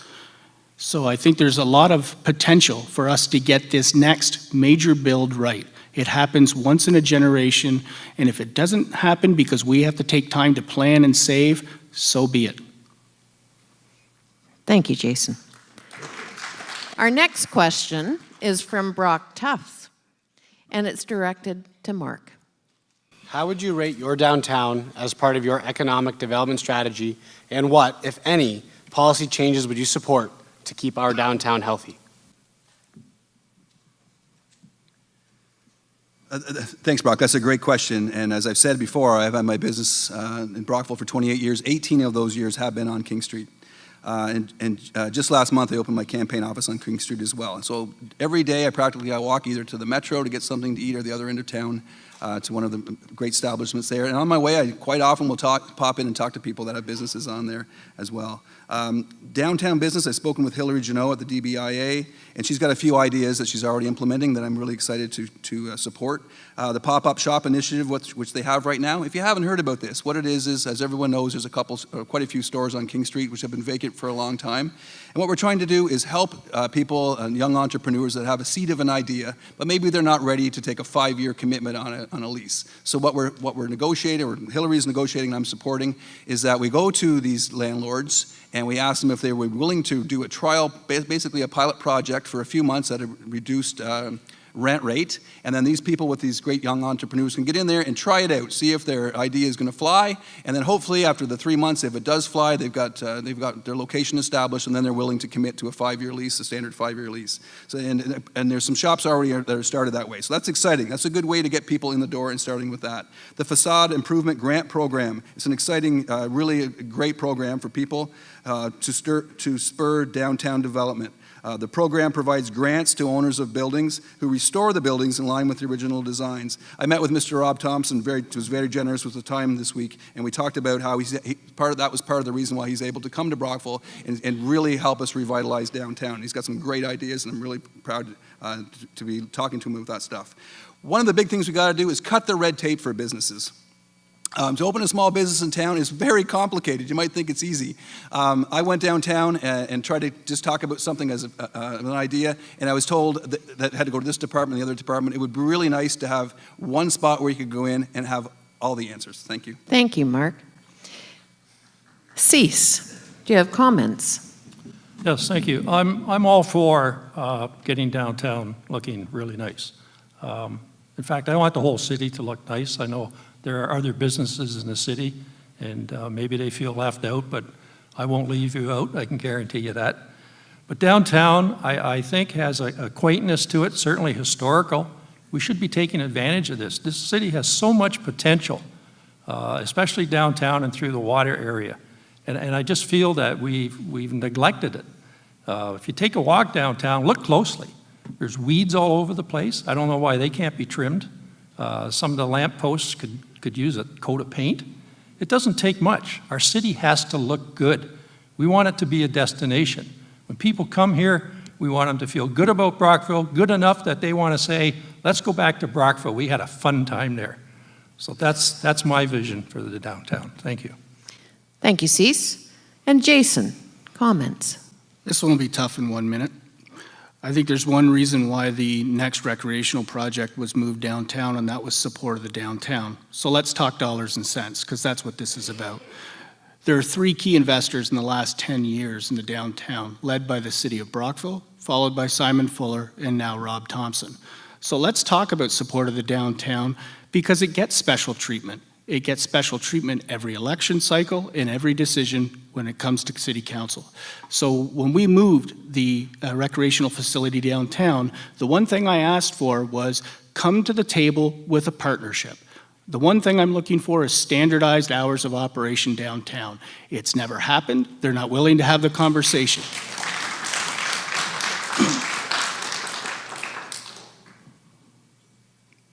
I'll leave it there, sorry. Thank you, Jason.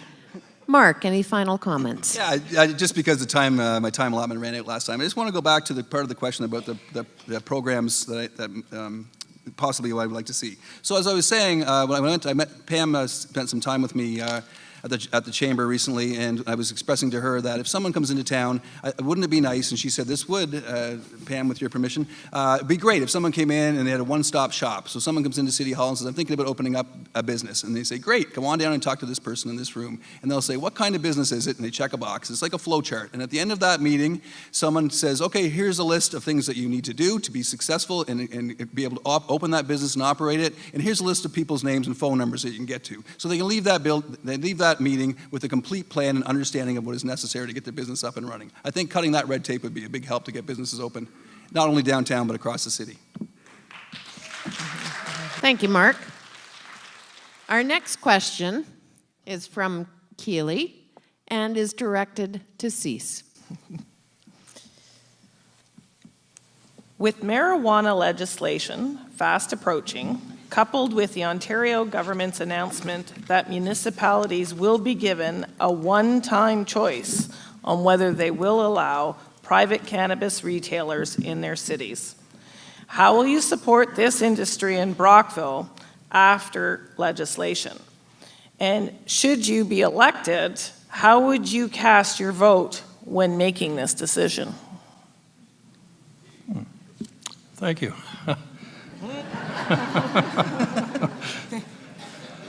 Well, this is my understanding and thoughts. Marijuana sales started online October 17th in Ontario and will be in stores in April 2019. Retail stores will display a seal to show they're authorized. Home sales will be safe, protected, and verifiable. Somehow I think the deliveries will be left at the door like all the other deliveries. They leave the wine at the door, they're going to leave the marijuana at the door. The question is, if municipalities can opt out of having a store, should Brockville opt out? Well, I look forward to talking to the people in Brockville about this. I have an open mind on the issue. What could go wrong if we decided not to opt out? It would be important to have controlled legal outlet. If there is no outlet in Brockville, people will go elsewhere to buy their pot. They'll return to Brockville and sell it as a product of part of the underground economy. We don't need an underground economy in our city for marijuana. I'm more concerned about the use of pot and having proper laws and controls in place concerning about the use of pot and having proper laws similar to alcohol. Marijuana sales are going to happen. Okay? We can't stop it. It's better to have it in the open than have it hidden. Look at the evolution of beer and wine. It's now in all our grocery stores. I see more controversy around millions of dollars spent to get people to stop smoking. Now the government's saying it's okay to smoke.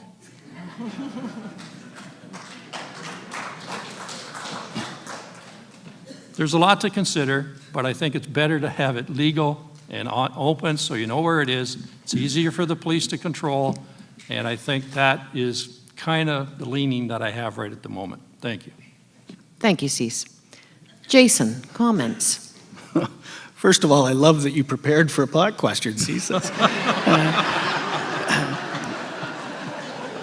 I support the establishment of any legal business in Brockville, and the government has deemed that this will become legal. So I don't believe it's my role to impose my morality onto the business community. I remember being a kid and hearing my parents whisper about the Irish sweepstakes and getting involved in that to try and make their dreams come true. I think it's a transition between, let's face it, the government needed to get a taxable income stream, and they've chosen this way to do it.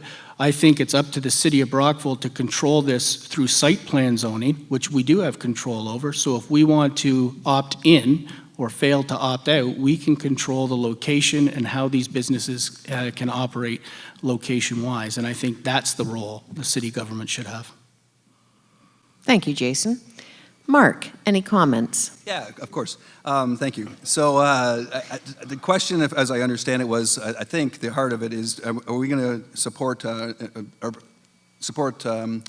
pot shops in Brockville if we decide to have them? And first of all, we have an opportunity to ban the pot shops, a one-time opportunity from the Attorney General, Carolyn Maroney, offered all municipalities, and I'm straight up no. I'm not leaning any way. I'm saying no, we should not ban them.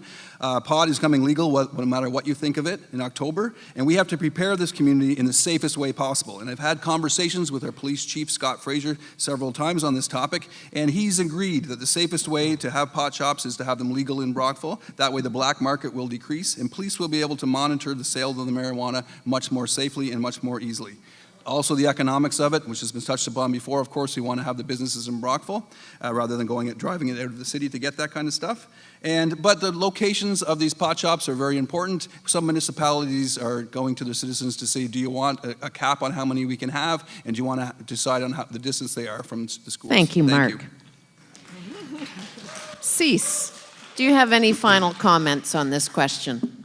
Yes, I do understand that there are taxes associated with this sale. That's probably one of the reasons our government's doing it. And the city does get to share in those taxes if we're selling pot in the city. The questions that come with this, though, are like, what is this going to do to our police budget? You know, what are the implications there? Do we have the devices and measures to measure the effect of marijuana on the streets and when you're driving a car? I don't think all that's in place quite yet. You know, how will you control its use on the street? There's talk about being able to walk down the street and smoke your marijuana. Next thing you know, we'll be drinking beer on the street. You know, what about secondhand smoke? What if you're out somewhere enjoying your evening and a group sitting next to you smoking marijuana and you're sitting there inhaling the secondhand smoke? I mean, these are all social issues that are going to come up with this. I think we should be aware of that because eventually we're going to have to deal with it in some way. Thank you, Just Cease. some more thoughts. Thank you. It's a tough issue. Our next question is from Kent Henderson and directed to Jason Baker. If someone came to you with a proposal to build a new piece of public infrastructure in our city, how would you evaluate whether the project was worth implementing?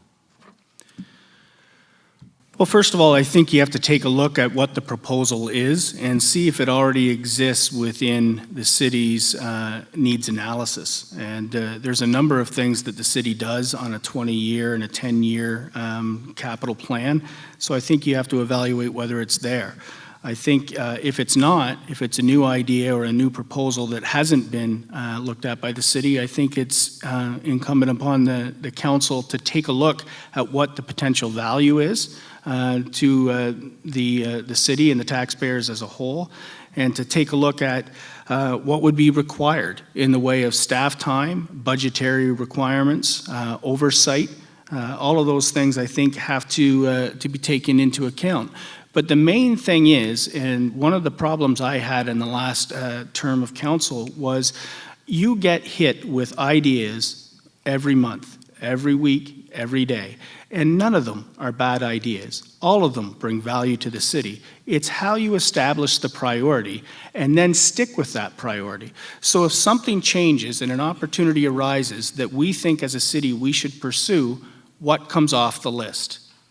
That second step didn't happen very much in the last 4 years. Things got added to the list, things didn't get removed to the list. So if you want to see it, talk about budget creep and capital expenditures grow, it's because the word no doesn't come easily to politicians who are facing people in a room with great ideas, willing to put in their time to make things happen.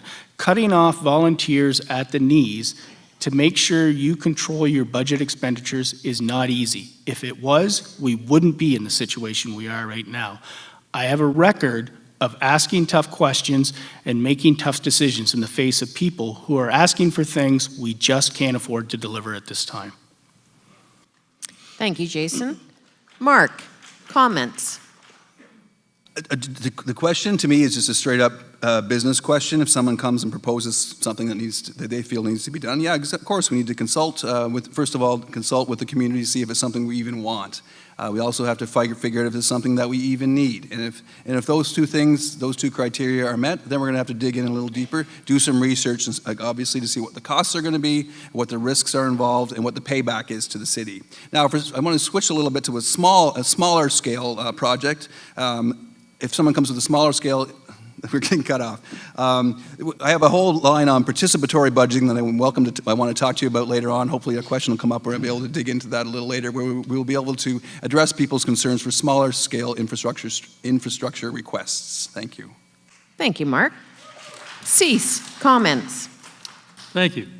I have done this exercise many times over the span of my career. You start with a project overview. State the purpose. Will it serve the community as a whole or as a special interest? Where would this project fit on the priority list? You develop a preliminary scope of work to determine the timeline and the estimated cost. When you look at the project financially, what is the estimated cost? This will let you do a cost-benefit analysis. Is it worth spending the money for the stated benefits? What are the alternatives? How will you pay for this? Our own money, grants, loans, a combination of all of that? What is the ongoing costs that we don't seem to ever discuss on our city projects? You need an impact analysis. How does this affect your taxes? There needs to be a communication piece, public workshops, explain it, discuss it, get feedback, prepare a go, no-go decision paper, making sure you have a summary of the key findings. This is all a lot of work, but it gives you real solid information on how to make a good decision. Jason, do you have any final comments? No, I think I answered the question. Okay, thank you. Our next question is asked by Tom Steele, and it's directed to Mark Oliver. Brockville needs to get on track financially, while at the same time needs to move strategically to improve the offer to our citizens and tourists. What experience do you bring to the table that demonstrates your leadership and fiscal responsibility as well as strategic success?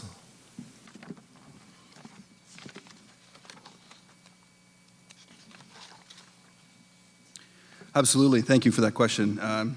What's my experience and how have I demonstrated my ability to make financial success?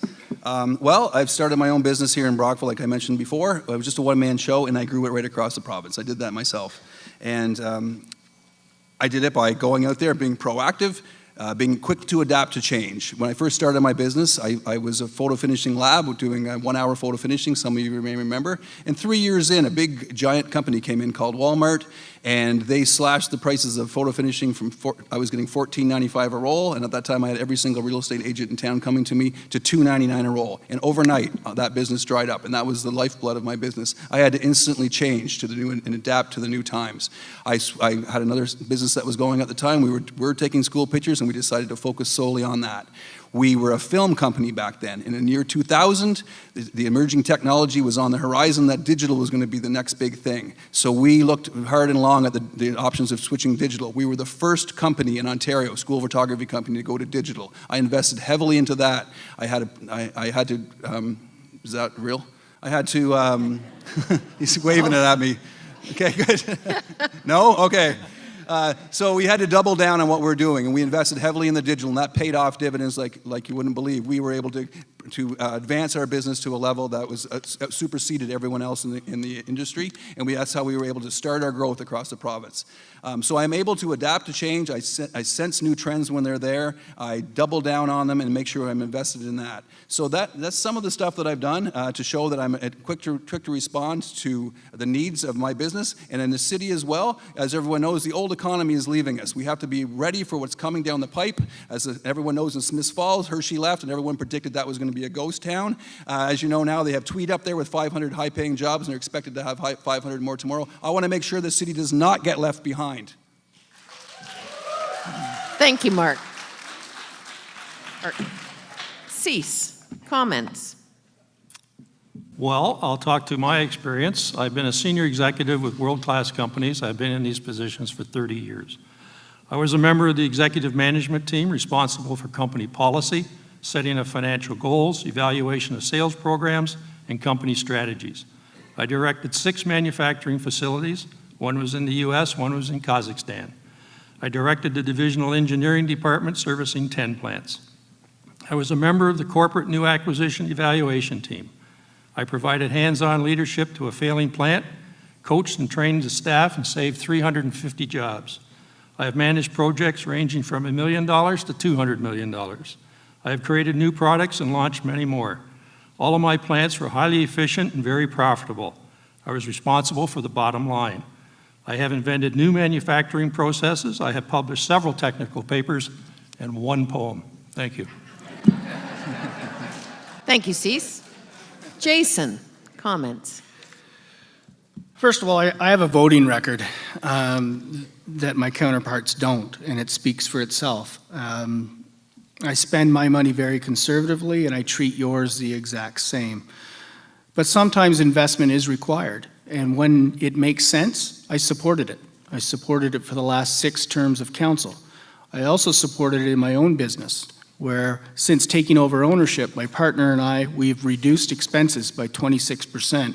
We've increased our revenue by 20%, all while adding 11 full-time employees and increasing the wage budget. There are ways to put your money to work for you. I've got a history of showing you how I would do that on council. I don't make promises that I then won't keep. I've done it in business. I can continue to do it for you at City Hall. Thank you, Jason. Mark, any final comments? Yeah, I just want to again, through the lens of economic development and what you can do to get the budget under control. I've heard on the table that we have to be very careful and look at what the expenses are and cut back wherever we can and pinch every penny. Let me just tell you something really simply straightforward, how I look at it with my business. Last year, my business in year 28, we had a record-breaking year. We're very proud of that at Photovisions, and what I wanted to do was reward my employees with a raise. So there's 2 ways that we could look at it. We could cut everything. I could not buy new cameras. I could not invest in new software. I could go around and make sure we turn off the lights lights off every single time we leave the store, that would do it. But what I did instead is we calculated how much new business we would need to provide that raise, and it turned out to be 5 new schools. So I've challenged my indoors and my in-sales and my external sales department. Let's go out there, knock on those doors, get those sales. Let's grow this business even further than we have before, while at the same time making sure that our employees, which translates to the taxpayers in this metaphor, also benefit from that. That's the way I look at things. We can't cut our way to prosperity. We have to invest in this city, and we have to continue to grow. Thank you, Mark.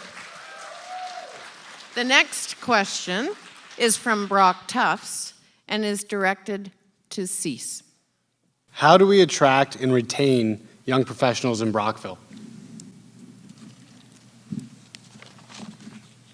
Tough question. The city needs to be vibrant and prosperous. We need a growing city, not a stagnant city.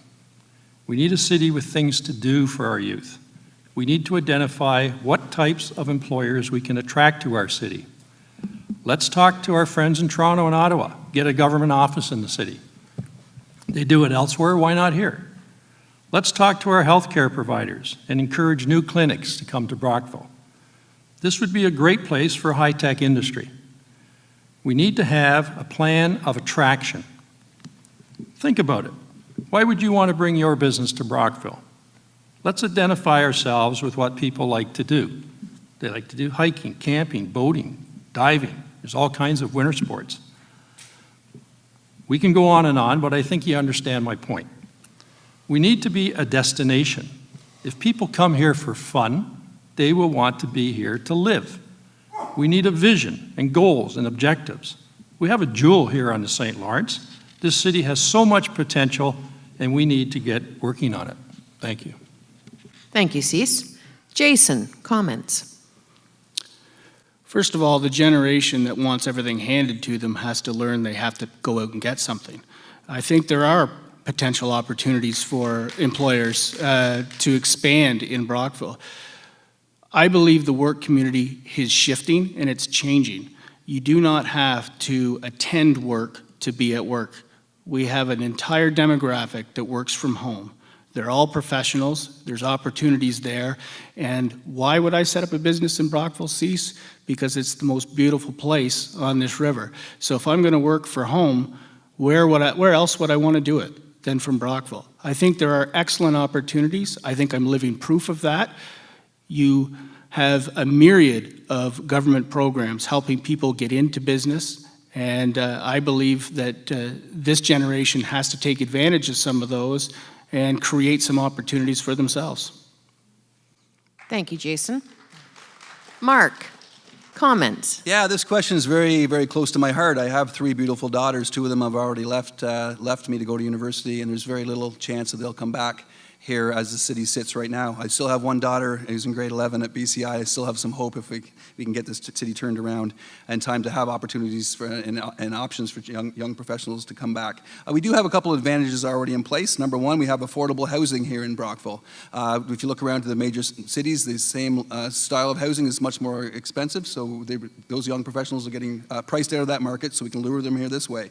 We have to invest and make sure that Brockville has the type of place that young professionals will want to come and live and work. We have to invest in key projects that we have here, like having a new school. I know more than anybody probably that new schools, because I travel all across the world or province getting new schools, that those excite communities and excite parents and excite the children. And then finally we have to create the high quality jobs to have them here. That's number 1, and that comes back to my key platform of going out there, going around, attracting new businesses and attracting new families. Thank you. Thank you, Mark. Cease, any final comments? Hey, thank you. All these questions and answers are about a change to our city. As you all know, several companies have left over the years, and they still are. We need to change our focus and start to identify what attracts people to our city. Council can't create jobs, but they can create a city that attracts jobs. Why would you want to bring your business to Brockville? That is the question we need to answer. If we want our young people to stay or come back, they need jobs and quality of life. It's a complex question where the answer starts with a well-managed city, and that will be the job of the new council. Thank you. Thank you, Cease. Our next question is from Keely Patterson, directed to Jason Baker. What are your 3 main priorities for economic development, and what key steps will you take to bring your vision to a reality?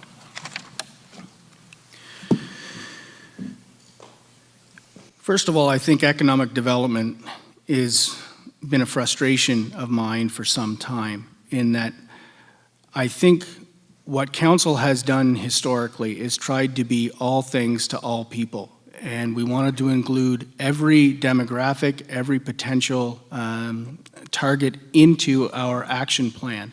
It watered down that shotgun approach so much that there was negligible impact in anything. So I think it's time to sharpen the focus.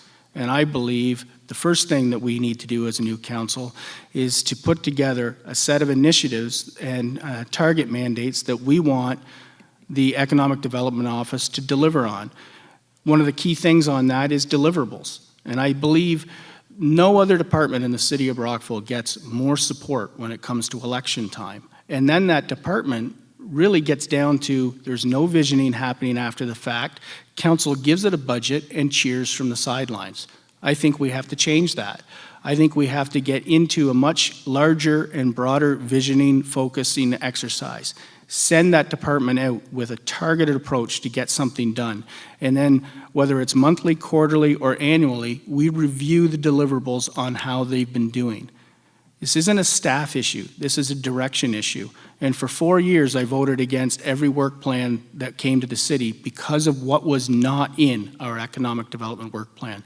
That's not a statement on staff, that's a statement on council's planning. I think we need to change that. We have to give it the priority that we say we're going to give it every election time, and then we leave it alone. Thank you, Jason.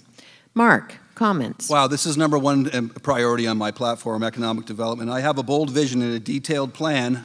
It's already started. I got good news. I've already met with Brockville's Director of Economic Development, as well as Mr. David Beattie. He is one of the Brockville's most successful businessmen, and I respect him dearly, and he's also one of the most generous people with his time and with his commitments to the city. He wears a new hat called the Chair of the St. Lawrence Corridor Economic Commission. I've spoke with him on that platform, and I've also gone out to their meeting just this week and heard great stuff. Their core initiative they have is to bring business to this area. We currently have a group in town that's going around doing a survey of all the assets that we have, and in 2 to 3 months, we're going to have a short list of not only the industries, but the industry sectors that are a perfect match for what we have here in Brockville.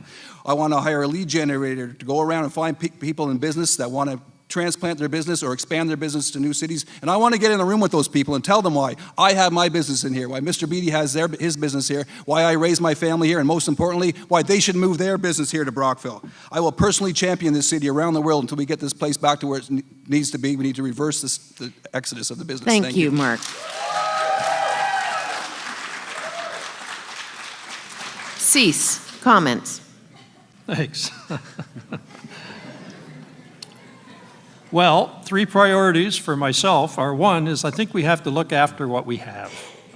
We need to maintain the city well and keep it looking good. We cannot allow our city to fall apart and have signs of disrepair. Number 2 is reduce the debt and increase the reserves. We can't function with high debt payments for 5 years. It's like having one hand tied behind your back. Let's develop a realistic financial plan for a city of 22,000 people. Actually, it's a little less. We're in competition with 82 cities that have a tax rate of 2.5%. Growth, support the corridor group and make Brockville a destination within the corridor. Have a help team ready to respond to new business. I've been on the other side of this. You need that help, you build relationships, you make people feel welcome. Look to start growing what we already have: tourism, theater, healthcare. It's a good place to start. Thank you. Thank you, Cease. Jason, any final comments? Thank you. First of all, the full support of City Council is behind the 401 corridor. $220,000 worth of more support went there last week. I think we want to establish a working group with local business leaders. There is a wealth of knowledge on what the next 10 years worth of business is going to look like, and we don't tap into that enough. We send out statistical surveys. Are you looking to hire? That is not two-way communication. It is not tapping into the resources we have. I'm not sure how long ago it was that the Runciman Beatty Roundtable was put together, but we had an open house at our building trying to do some business-to-business development, and I was shocked at how many people came into the building, had no idea what we did, and saw future opportunities for us to partner.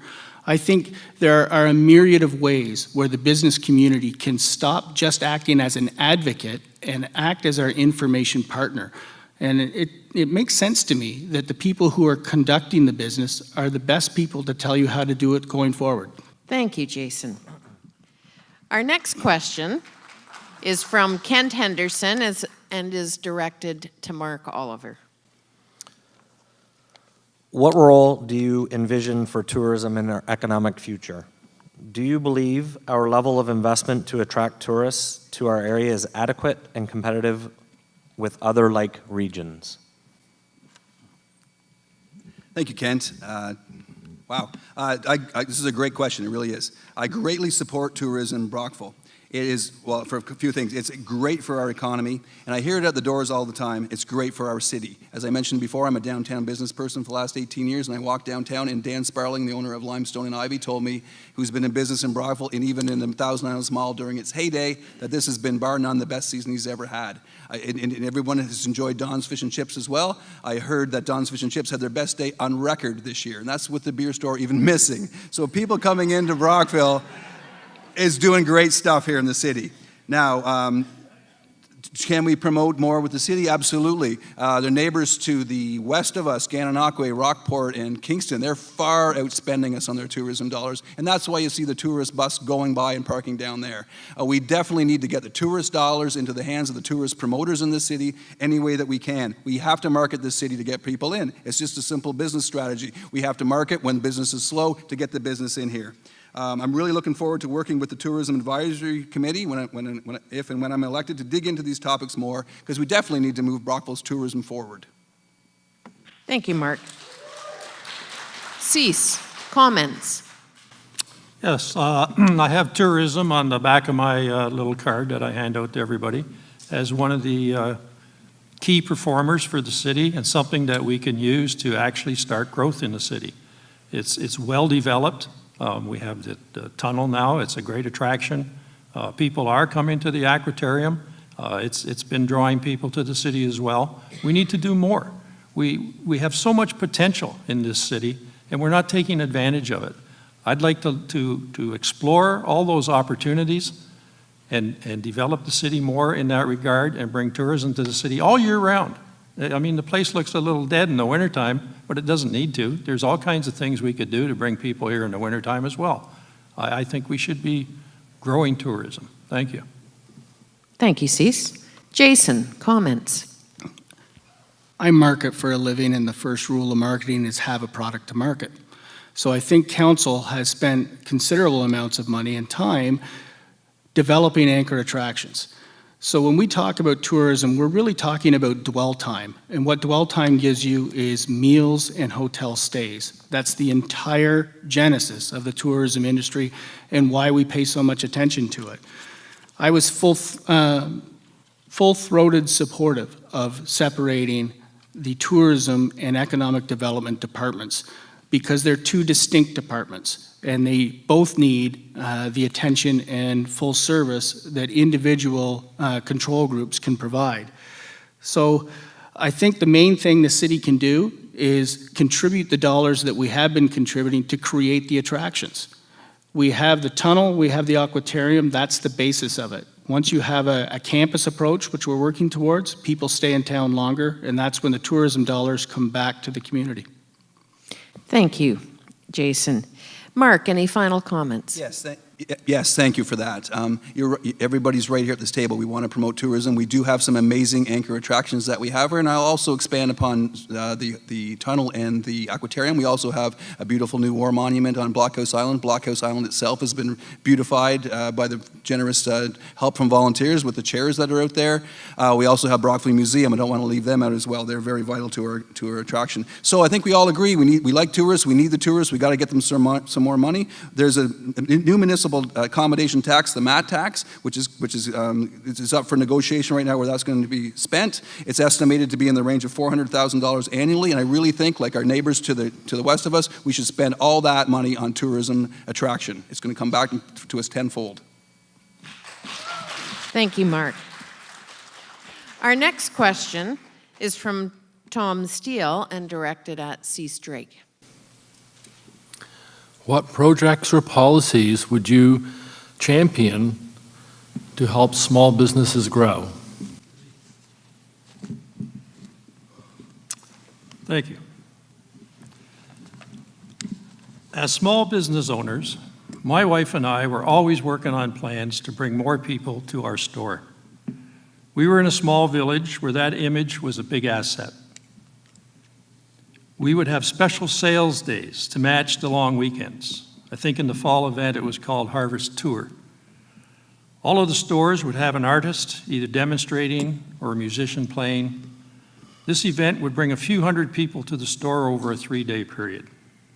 It's all about bringing people to Brockville. A lot of people have mentioned the need for a recreation center. Well, something like that, if you had an arena there that would sit 6,000 to 8,000 people, that would bring people to Brockville. You'd have a very busy weekend, every weekend, if you had events going on there. There are people out there who would like to bring events to our city, but we don't have the facility. We need to keep advertising our history, our quaintness, and our great shops. We need to make Brockville a destination. We want them to stay. Let's go back to Brockville. It's a fun place to be. That's what we have to do to make business successful. You can have the best store in the world and it can look like the greatest store you've ever seen, but if people don't go in and buy your goods, you're not going to be in business very long. So we need to bring the people to Brockville, and we need to start getting creative in making this happen. Thank you. Thank you, Cease. Jason, comments? I think this is a great question, and there's a couple of programs and projects that I would want to champion and to help small business. The first thing is small business in their nature don't have all the boxes checked on how big businesses can run. So a lot of them struggle with human resource issues, with business-related issues and things like that. I think the city can help by putting sort of an incubator program in place where these small organizations can come and get the assistance that they can't afford to hire. I think that, there's so many opportunities that are out there and available, and so many grants that can be applied for to help in small business. But what small business operator has that kind of time? I think that's what our Economic Development Office can take on, is finding out what the needs of our small business people are and going after them. Thank you, Jason. Mark, comments? Yeah, thank you. Obviously, I really care about small business in Brockville. I started one and still have it. In fact, I was honored by this very chamber a few years ago. Photovisions was awarded the Small Business of the Year, so I really appreciate that. And I'm really excited to possibly be in a position to help small businesses grow in this city. As I mentioned earlier, the number one thing that we can do to help small businesses get up and running is to cut the red tape. There's a lot of people are saying they don't even know what to do, they don't know where to go, they don't know where to find the answers. They have ideas. A lot of people are entrepreneurs. A lot of people are going to be out of work or an hour to work and want to find other ways to support themselves. They're going to want to get their businesses up and going. So what we want to have is a one-stop shop where they can come in and they can talk to somebody and they're going to get a roadmap on how to get their business up and running. This is really important to me because small businesses really are the backbone of our local economy. When local businesses are successful, they're able to employ local people and spend their money locally. It's a positive cycle. We just have to get everybody moving in the right direction. Thank you. Thank you, Mark. Cease, any final comments? Well, I agree with what everyone has said. I think everybody has the same idea and approach, and certainly the willingness to help our small business, creating new small business. Here's another opportunity for youth. If they are inclined to be an entrepreneur, we should encourage that. And the more we can do along those lines, I think it's best for Brockville. Thank you. Thank you, Cease. We have one more question for this evening, this section of our program. It will be asked by Brock Tufts and directed to Jason Baker. What 3 steps would you take to put our city on a firmer financial footing?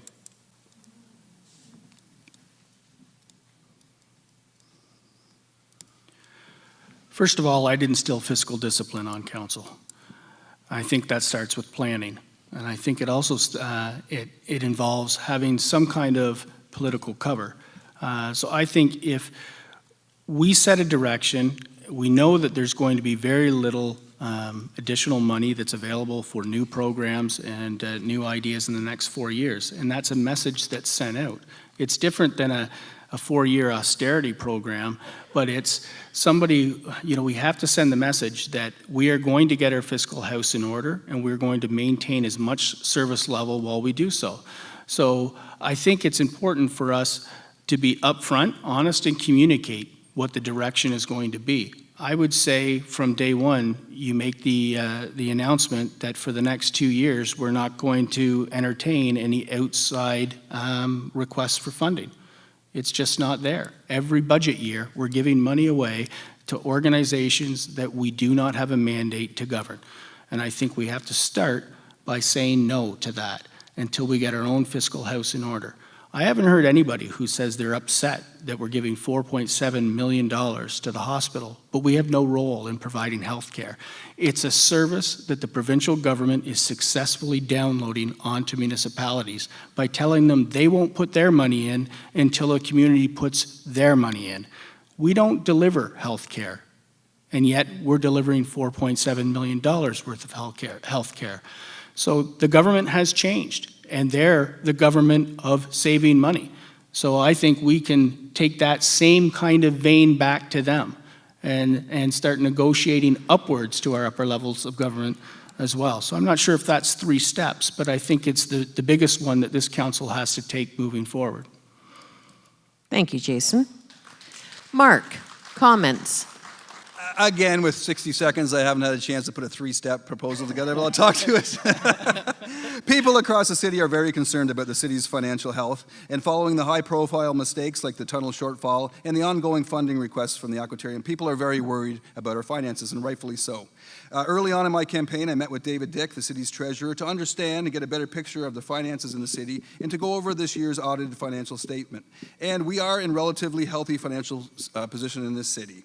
Now, as I hope you're getting, the lens that I'm looking for is growing this city. We cannot, not only are major cuts not necessary because of what Mr. Dick has explained to me, but we cannot cut our way to prosperity. We have to invest in the city if we want to attract businesses. We have to invest in the city if we want to have families here, move here, which is the only way that we're going to improve our financial position. And that's by creating economic development and growing our tax base. Everyone on the stage, myself, is concerned about managing the taxpayers' dollars. I've met payroll for 28 years, and if elected, I'll manage Brockville's finances responsibly, as well as executing my bold vision and detailed plan to move Brockville forward. Cease. Comments? Well, you need a financial plan. That's key, number one. You need a capital plan so that you know where these projects fit. You can't do everything. You need to reduce the debt. We need to increase the reserves, reduce the amount of debt payments. When we do all of those things, now we can have true growth in the city. We'll be sitting here with low taxes and lots of money, and we can do really nice projects for this city. That's where we need to go. Thank you. Thank you, Cease. Jason, any final comments on this question? I've stated it for years. If you want to stop the upward trend of taxation in the city of Brockville, you've got to get out of the capital budget and into the operating budget, and that's tough to do. In my time on council, I can think of 2 things that we said no to on the capital budget and then actually removed it from the capital budget. That was a salt dome that the operations department wanted after doing a best practice review, and I believe the other was a motorcycle for the police department to lead parades. The capital budget is not full of fluff. It's full of infrastructure renewal, and delaying when it happens is the only way you make an impact on the capital side of the budget. So 49% of the operating budget with the city of Brockville is wages, and it seems to be an untouchable area. And I think it deserves as much review as every other department in the budget.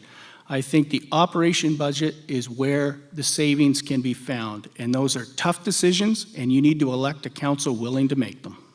Thank you, Jason. We'll now move on to our closing section of the program. Our candidates will be giving a closing statement in the same order in which they opened. I'm going to ask Mark Oliver if he'd please give us his 3-minute closing statement. Absolutely. First of all, I want to take the time to thank the Chamber of Commerce for hosting this event and giving us and the councillors an opportunity to present what it is that we want and what to do for the city and what our vision is. But more importantly, I want to thank you, the public, for being here tonight and at home watching this on Kojiko. Voting for this election opens in less than 3 weeks, and I commend you all for wanting to make an informed decision on Election Day. Who you choose for the mayor is important, because that person will be at the head of the table making decisions on your behalf for the next 4 years. We need change at City Hall, and we need strong leadership. We need some wins for the city, and we need someone that's going to fight for those wins. I have the drive, the energy, the commitment, the focus, and a plan to make that happen. As I've said tonight, I have a bold vision and a detailed plan. If I'm elected, I'll bring new business and families to Brockville. I hope that plan resonates with you, because it really excites me, and to think of the growth and development that we can have in this area if we seize the opportunity to do it. Now, over the next 25 days, I'm going to be continuing my campaign out, knocking on doors. If I haven't been to your house yet, I'll be interrupting your supper sometime soon, I hope. We have a strong message out there. We have to get the entire city knowing that we can move the city forward as a community, and I hope you'll join me in that. This October, if you want to move this city forward, put me in, Coach. Vote Mark for mayor. Thank you, Mark. I now call upon Sept Drake to give us his closing comments. Thank you. I'm here tonight to ask you to vote for me in this election. It's not going to be an easy term of office. There will need to be financial reviews in order to plan for all the additional costs that we face. The current plan has more than a 3% increase every year for 5 years, and it keeps creeping up. The plan includes high debt payments and low reserve funds. This is not a good plan. That still does not pay for all of the additional costs. There has to be a way out of this, and I will work hard with council for the next 4 years to make sure we find that way. Brockville has a history of missed opportunities and wrong choices. It's time to break this cycle. We went through a campaign to save the Brockville police, and it was the right thing to do. We had over 4,000 people sign our petition. I am now asking all those people to vote for me in this election. And if you didn't get a chance to sign our petition, I'd still like you to vote for me. I'm being told by the people of Brockville that we need to move forward on several fronts. We must have a community that includes all our youth. We already have an organization called Every Kid in Our Community, supported by welfare workers, police, and healthcare professionals. I've been told the missing member is our city. Where is our plan for a recreation center? I'm asked this question over and over as I go door to door. We need constructive activities for everyone in our community. Why not expand our vision and include more of our seniors? They have a wealth of knowledge and skills, everything you want in a good mentor for youth. These are the thoughts of many people just like you, and I'm ready to take on the challenge. We have a lot of new people running for council. You have a tough choice to make. Your vote will set the course of our city for the next 4 years and beyond. We need to make sure we are taking proper care of what we have. It's fine to have great visions of the future, and I have those visions. We need those visions to build a plan, but let's not forget to maintain the city we are living in today. A broken sidewalk can be a barrier if you're disabled. Sports areas that are not maintained are a loss to all of us. I also keep hearing about our roads. I guess if you've ridden on them. We have to be a community that includes everyone. When we are making decisions, we need to ask ourselves, how does this affect the people of Brockville? We want real progress, real change, and real action. That's a vote for Sept Drake. Thank you, everyone. Thank you very much for coming tonight, and I enjoyed being here with you. Thank you, Sept. Finally, Jason Baker, could we have your closing comments? Thank you. Brockville is worth the effort to ensure it remains an incredible place to raise a family, to work in, or retire to. Recently, I heard it said that this isn't the Brockville of 1980 and that we all would likely go back to that time if we could. And although I appreciate the nostalgic viewpoint, I don't want to go back, I want to go forward. The future of this city is what we collectively make it. I recognize the need for council to make prudent decisions, but some of those prudent decisions may well be to invest in our future. We cannot always say no if we want this city to begin again to reach for its potential. But it's up to you, its citizens, to ensure you elect a council and a mayor reflective of what the community needs as much as what the community wants. Local government is about delivering services, welcoming businesses, encouraging people to relocate here, and then providing them with a safe community. How government was run in 1980 is not how government has to run in 2019. The ability to pay for the services provided must always be respected and in the forefront of our minds. Much has changed, and the environment of today bears little resemblance to our past. We must adjust, we must modernize, and we must adapt. We can do that only with the cooperation of the people we hire, and so those partnerships must be improved. I do not share the viewpoint that our best days are behind us. I want to lead the effort to reinvigorate this community, to change the view from a glass half empty to one of potential half realized. The challenges we will face in the short term will lead us to new opportunities. We must turn the losses of major industry into new employment generation. We must be not just ready to accept them, but also willing to accommodate them. A council candidate said it best, and so I paraphrase it now. We must stop being our biggest detractors and decide to become our best advocates. The head of council needs to shift from defending every decision to presenting every opportunity, to bring the ratepayer into the decision-making process and encourage them not to solely judge the plan, but rather to join the effort. Brockville's best days aren't behind it, they are ahead. You may win an election reminding people of all that has gone wrong and longing for days gone by, but that's not how you lead a city forward.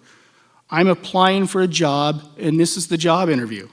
I have 21 years experience in the field. I bring a common sense approach and communicate effectively. I have an ability to lead, I am up to speed, I understand the challenge ahead, and most importantly, I'm ready to start on day one. Thank you. Thank you all for your time and enthusiastic support here. Have a good night and travel safely.